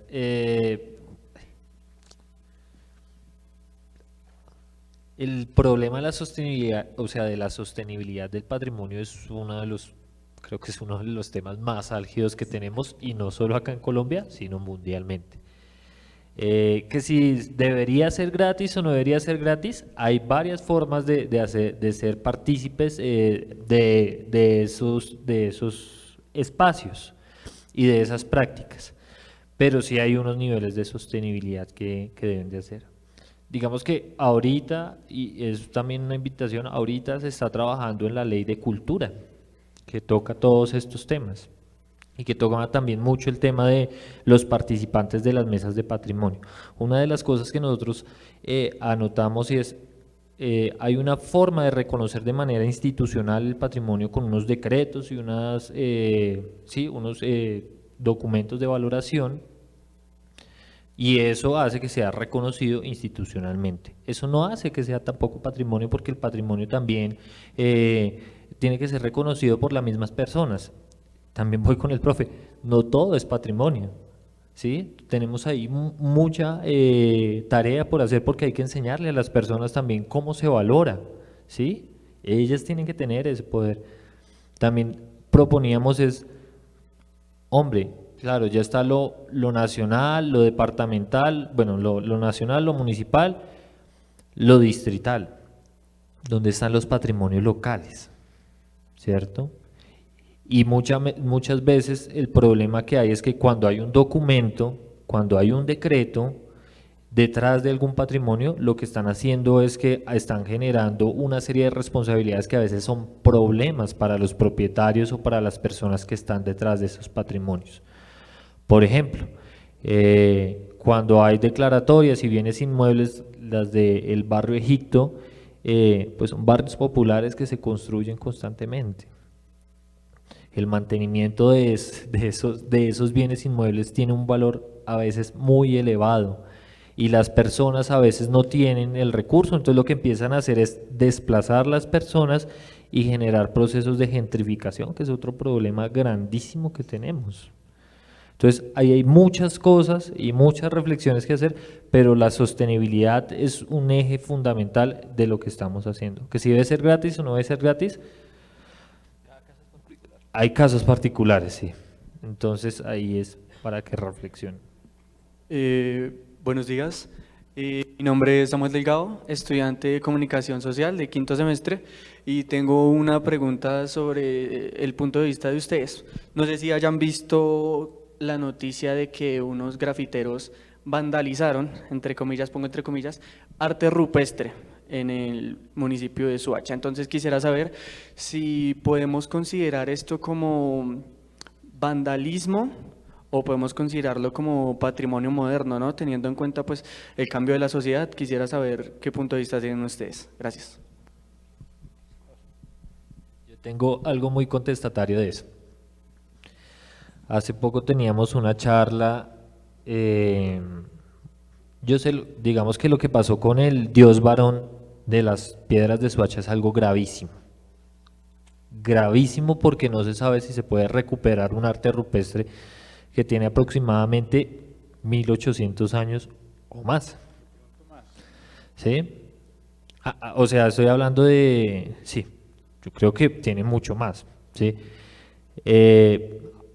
Respondiendo al tema de los grafitis, yo pienso que uno verbalmente tiene derecho a manifestar las cosas, ¿cierto?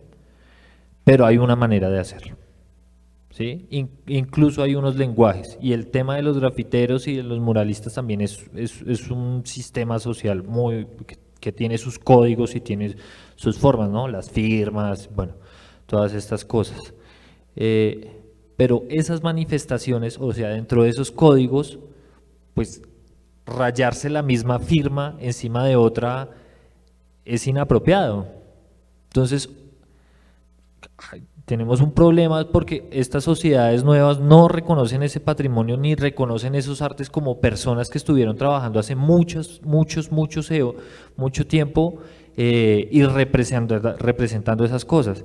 Ahora, que si la firma de alguien, de un pelado, no sé, de 16, de 20 años, y lo otro es el último daño que le hicieron a la piedra del dios varón no era ni siquiera un grafiti, sino la pintaron de negro y no se puede recuperar. Pero, por ejemplo, el reloj que está en el Parque Nacional, que es el primer reloj suizo que llegó a estas tierras.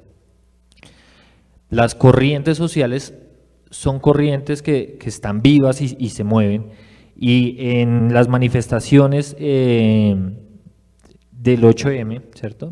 Las manifestaciones del día, bueno, la conmemoración del Día de la Mujer, rayaron el reloj.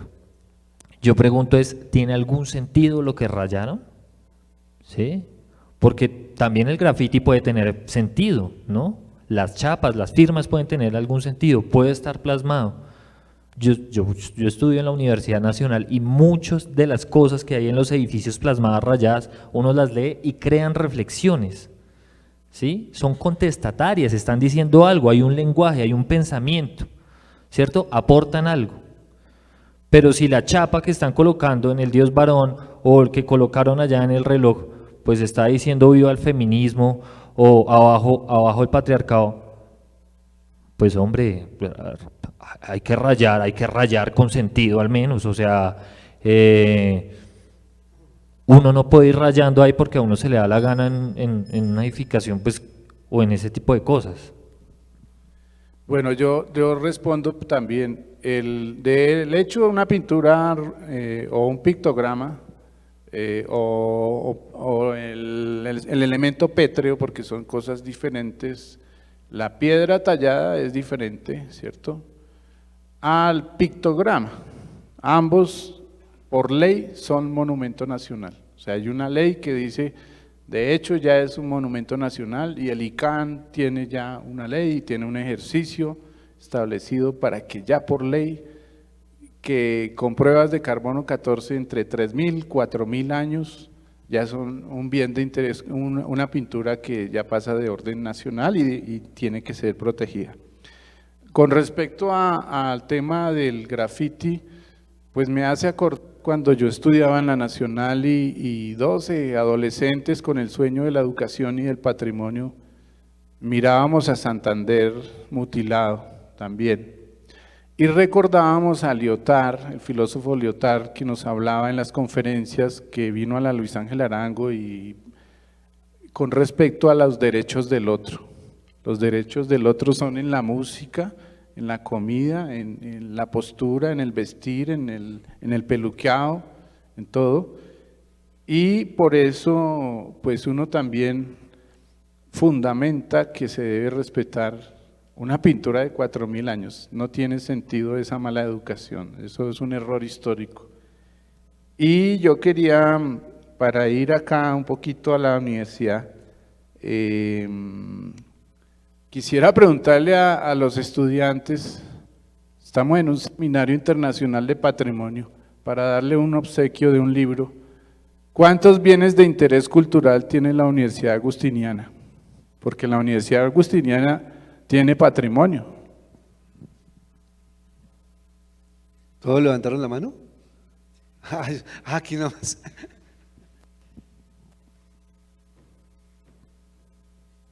La caballeriza y la casona. Un aplauso.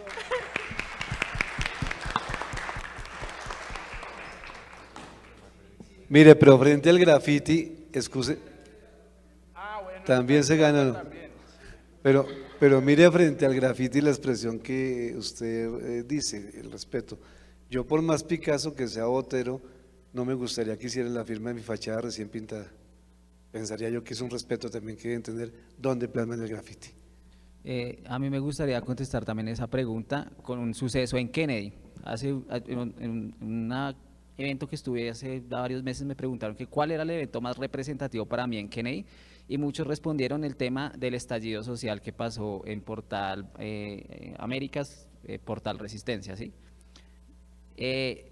Para mí es cuando Kennedy se llamó Kennedy por el presidente Kennedy, que construyó unas casas acá porque la localidad se llamaba Techo. Yo no sé si ustedes saben qué significa techo, como el humedal de techo, que es T, nuestra, Cho, laguna, del Muscaún. Y perdimos esa identidad. Y hace unos días mi mamá mi mamá es profesora del INEM de Kennedy, y tenía una discusión con el rector, del anterior rector del colegio, donde el mismo rector de un colegio distrital pensaba que Techo Tiva era el nombre de un colectivo social. Y resulta que muchos colectivos sociales han adoptado pues el nombre de Techo Tiva como una forma de como reintegrar como ese nombre a la cultura social de Kennedy, ¿no? Pero hay muchas personas que piensan que Techo Tiva es un nombre de un colectivo social. Entonces, esa pérdida de identidad que tenemos a día de hoy, pues también comparto mucho de lo que decía aquí el compañero, o sea, ¿para qué vamos a rayar una situación que hace parte de nuestra historia, ¿no? Y cómo la intercambiamos por un regalo de momento, ¿no? En su momento, cuando Kennedy vino y regaló unas casas a la localidad, pues había esta necesidad de vivienda y pues es el boom, pero tomamos decisiones de momento, de la situación, y así vivimos nuestro día a día, ¿no? Nosotros no nos interesamos por el plan parcial Bavaria, no cuando salió el plan parcial, sino cuando ya van a construir, ¿no? Entonces ahí sí metemos acciones populares y ¿sí? El mensaje frente a esa pregunta es, antes de rayar un monumento de estos, pues oiga, ¿cuál es su historia detrás, no? ¿Qué pudo haber representado y si eso tiene más valor de lo que yo voy a entrar a rayar ahí? Obviamente todos cambiamos en la vida, no es lo mismo que yo pensaba hace 10 años como lo que pienso hoy, y tal vez ese graffiti que yo hice ahí para mí en este momento tiene un significado enorme, pero dentro de 10 años pues seguramente ya no, ¿sí? Entonces, ¿qué queremos preservar frente a ese tema? Y la invitación frente a como a esa pregunta es como, ¿qué otras cosas hemos rayado en nuestras vidas, ¿no? ¿Qué otras cosas hemos rayado en nuestra localidad? Ya rayamos un nombre, rayamos un humedal con un barrio encima, y ahí es donde hago este símil con el tema del barrio y el humedal. Ahí hay una disputa legal bien complicada, y es la función social de la propiedad versus la función ecológica de la propiedad.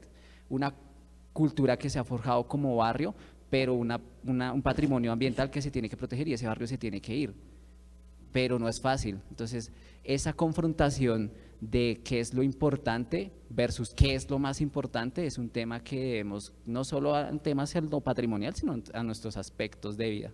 Ya. Completamente de acuerdo, culturizarnos para ser lo más oportunos posibles. Vamos con la última pregunta de nuestro compañero y con esta finalizamos. Bueno, buenos días, sobre todo. Yo soy José Correa, soy de cuarto semestre de Comunicación Social. Trayendo un poco el tema también de los grafitis que han mencionado, y ya que me dieron los dos ejemplos, porque me dieron un ejemplo que era de origen indígena y otro ejemplo que era el de, ¿cómo se llamaba la escultura? La Rebeca, que es más colonial.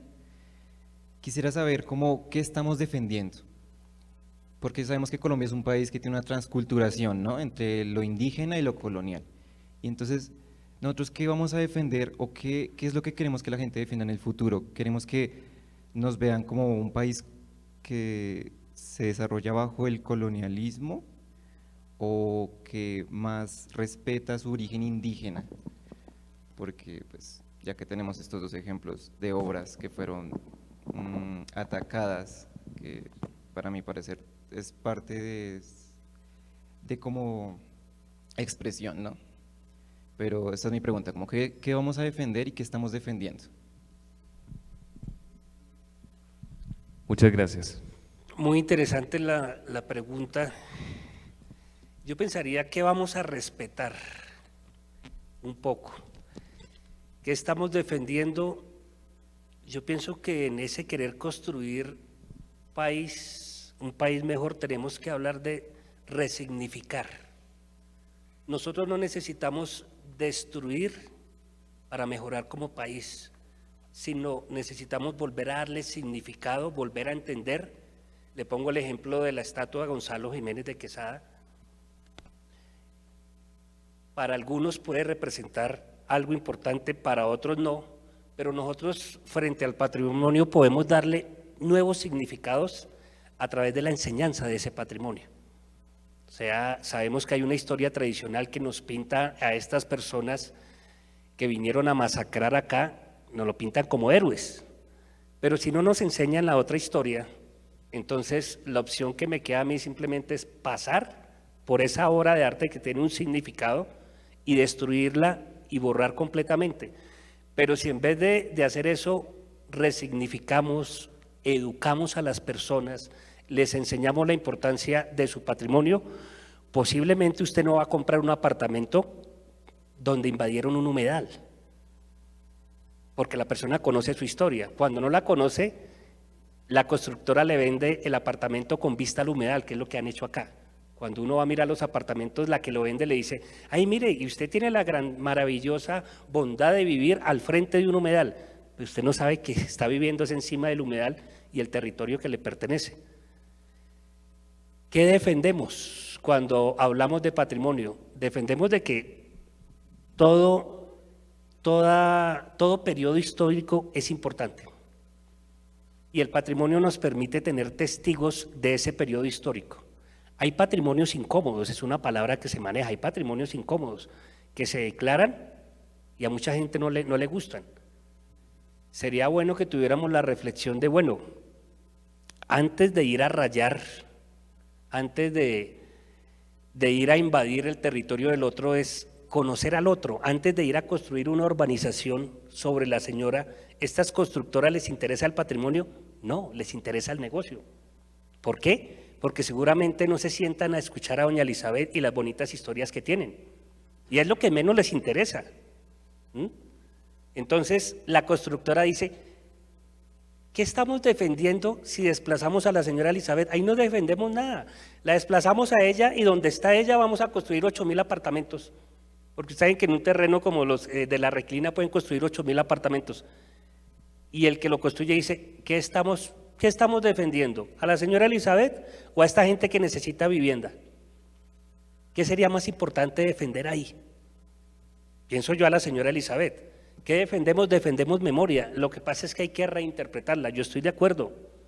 La historia está llena de eurocentrismo, por todo lado.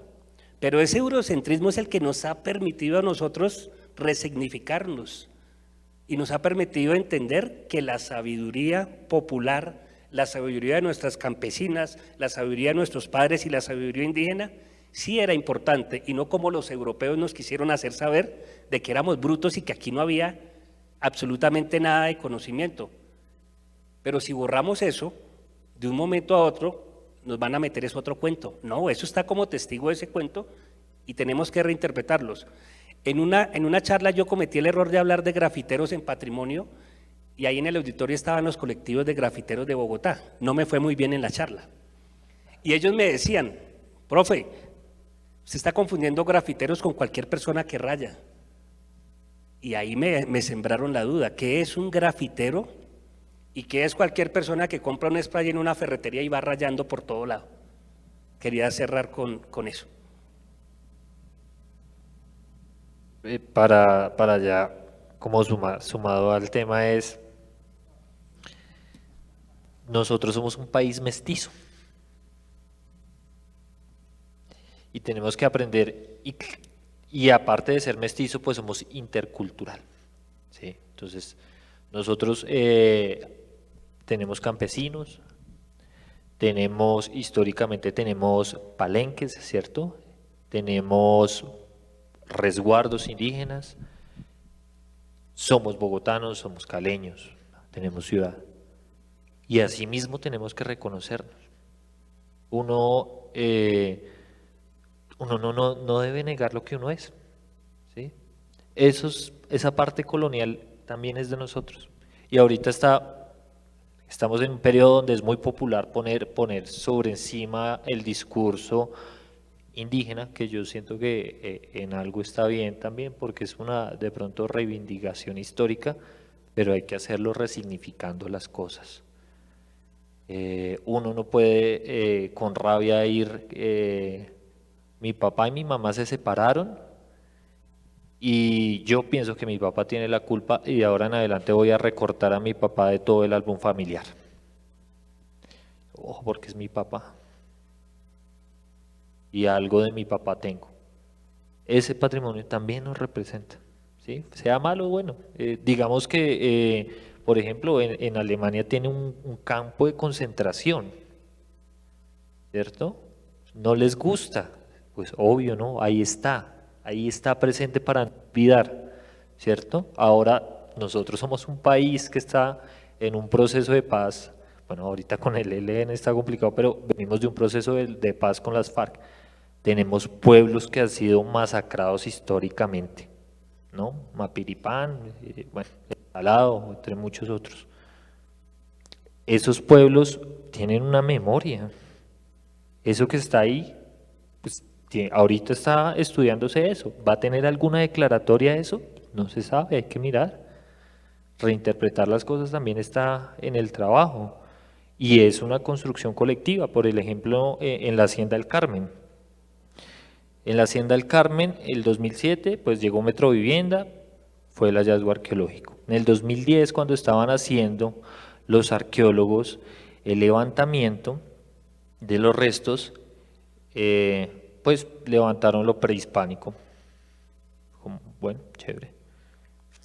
Hace poquito, eso es un tema de hace poquito. Nosotros en la fundación estamos trabajando ahorita con el IEPC. Oye, ¿dónde está la hacienda? ¿Dónde está la construcción de la hacienda? La casa, ¿no? La hacienda tiene una casa, tiene otros comportamientos. Hicimos el rastreo, unas aerofotografías. La hacienda estaba encima del hallazgo arqueológico. Los arqueólogos levantaron lo prehispánico, los cimientos nunca los levantaron. Entonces, ¿qué lecturas tenemos nosotros de nuestra historia?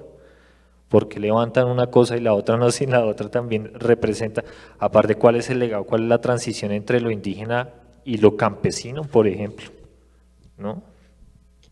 Que muchos saberes indígenas pasaron a lo campesino, cómo se siembra, las horas en las que se siembra, por qué valoramos unas cosas y las otras no. Ahí están las cosas puestas, pues.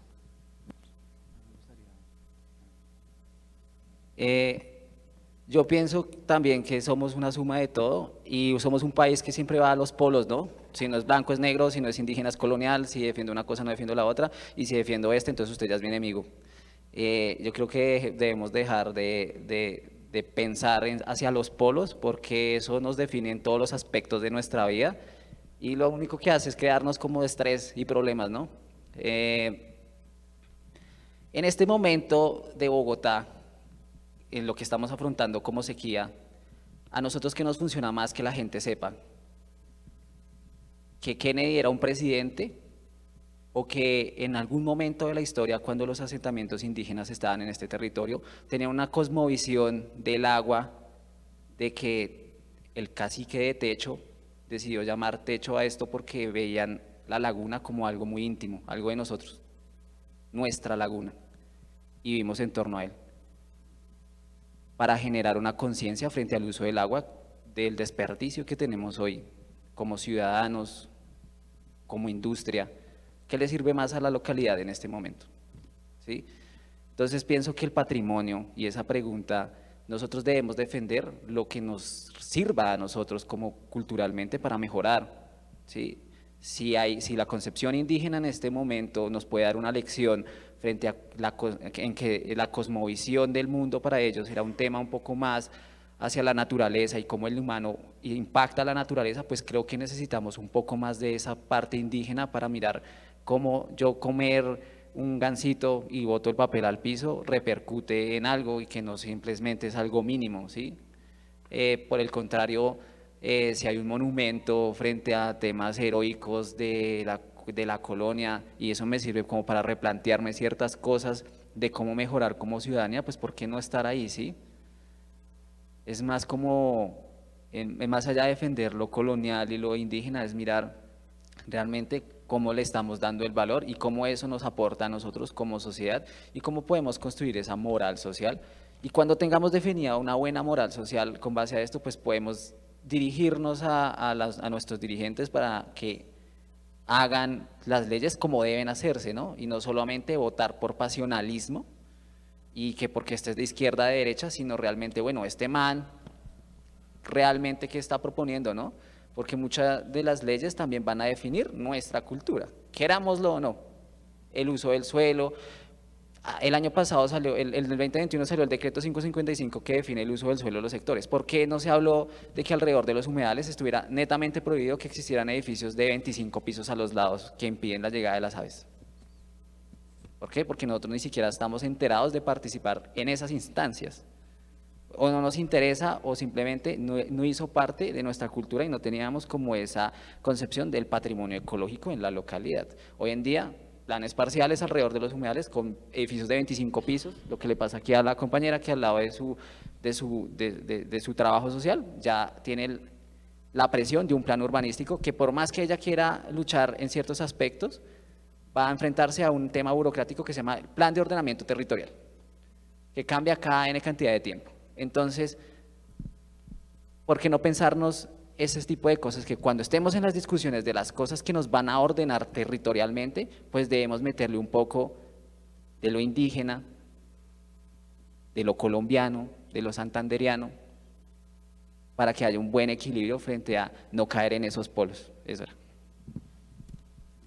Vamos cerrando, por favor. Ya para cerrar, pues, ¿qué debemos defender en el tema patrimonial? Pues todo, patrimonio tangible, intangible, mueble, inmueble. Así no le guste la mesa de noche de Simón Bolívar, hay que defenderla. Dentro de los patrimonios existen varias categorías, obviamente está el periodo colonial, prehispánico, etcétera, arqueológico, patrimonio religioso. Que es que soy ateo, pero hay un patrimonio religioso. Existe el patrimonio religioso, así como en Usme. Si es que soy sociólogo de la Nacional y yo solo veo Bakunin y yo era anarquista, pero existe una capilla doctrinera donde adoctrinaban los indígenas y existe una piedra como en Juan Rey en San Cristóbal que también le hicieron grafitis unos chinos vergajos y se la tiraron. Miren cómo se tiraron, pues desafortunadamente lo puedo mostrar allá, pero la Rebeca, con un vestido de baño, un bikini, le hicieron a la Rebeca hace tal vez un mes, ¿cierto? Un mes, y pues eso no es tan complicado, dirán algunos, eso se limpia y se lava. No, eso es patrimonio. Entonces hay que defender todo patrimonio, escultórico, natural, lo que sea, todo hay que defenderlo porque todo es patrimonio, si no entonces es una anarquía, pero los anarcos también tenemos orden, entonces dentro del desorden. Voy a mostrarles, para recordar, dónde diablos fue a parar las esculturas del desorden, de lo que están. Hay un libro muy bueno que es de un español que estoy leyendo, dónde fue a parar la reina Isabel y Cristóbal Colón. Pues los invito a que vayan al Museo Nacional y al Museo de Arte Moderno, allá están tirados, allá fueron a parar. Fuimos, hicimos el reclamo, los defensores del patrimonio, y ya lo dignificaron, ya como que lo pusieron en un lugar para que se viera, porque dijeron, pues es Cristóbal Colón, es que yo hago en las reuniones de patrimonio, ahora pongo papayas y melones y masco coca, y entonces esa es la reivindicación. No, este man también merece respeto. la hizo un escultor italiano y es bronce, y lo hicieron unos artistas del pasado. Entonces los invito a que lo miren. Este es uno. Pues no sabía que iba a hablar de esos temas. Aquí está el otro, en el otro museo. Y el último ejemplo está en el Instituto Distrital de Patrimonio, que es escultura de Belalcázar, allá en un patio tirado, siendo que es el Instituto de Patrimonio, perdón, pero lo tienen bien cuidado. Y le van a hacer una intervención para recuperarlo. Entonces hay que respetar todo. ¿Qué es Nicolás de Fermán y la Bochica? Pues ambos merecen respeto.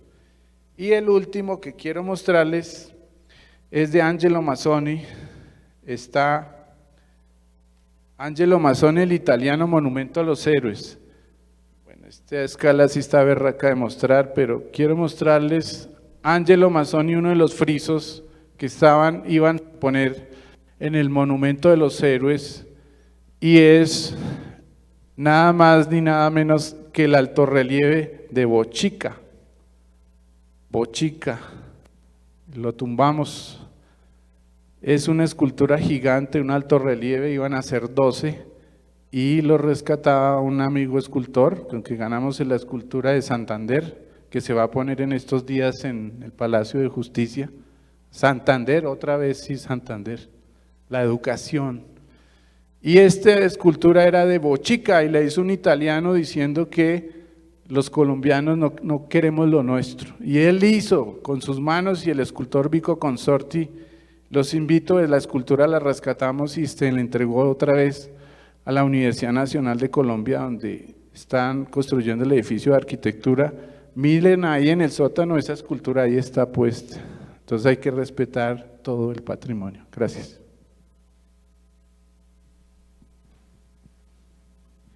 Con esto concluimos en que el patrimonio hace parte también de la historia de cada uno, llega a ser desde lo personal hasta lo social, y puede ser algo que se puede representar dentro de todos los ámbitos que se discutieron hoy, lo político, lo ambiental, la historia que tenemos. Siendo una sociedad tan diversa, hay cosas que finalmente son muy violentas de nuestra historia que no nos van a gustar, que nos perturban, que puede ser, pues en este caso, las estatuas de las que estaba hablando Rubén, que pueden ser consideradas ahorita como un símbolo de violencia, de masacre. Sin embargo, hacen parte de nuestro recorrido como personas, y también es cuestionarnos qué queremos hacer como bogotanos, pues digamos dentro del contexto que estamos hablando más adelante, dentro de nosotros mismos y dentro de los jóvenes estudiantes y las personas que están acá todavía para contarnos cómo fuimos, cómo somos y cómo seremos. Muchísimas gracias nuevamente a nuestros invitados por su participación y acompañamiento en este evento inaugural de Huella, Saberes del Barrio. Muchísimas gracias también a nuestro público. Reiteramos las invitaciones que hacen nuestros expertos para que conozcamos temas de patrimonio cultural, no solamente aquí en esta localidad que estamos habitando en la Universitaria, sino en cada una de sus localidades. Muchísimas gracias por acompañarnos. Les recordamos que en nuestra agenda de hoy tendremos otro conversatorio a las 2:30 de la tarde en el 4º piso del edificio Ayape, en el auditorio Agustín Otero. De igual manera, les recordamos por favor dirigirse al salir de aquí a la plaza que tendremos en el edificio Buitrago para que puedan disfrutar de las delicias de la gastronomía y también de juegos como Usme Memoria y Pégate a Usme. Muchísimas gracias de nuevo a nuestros invitados.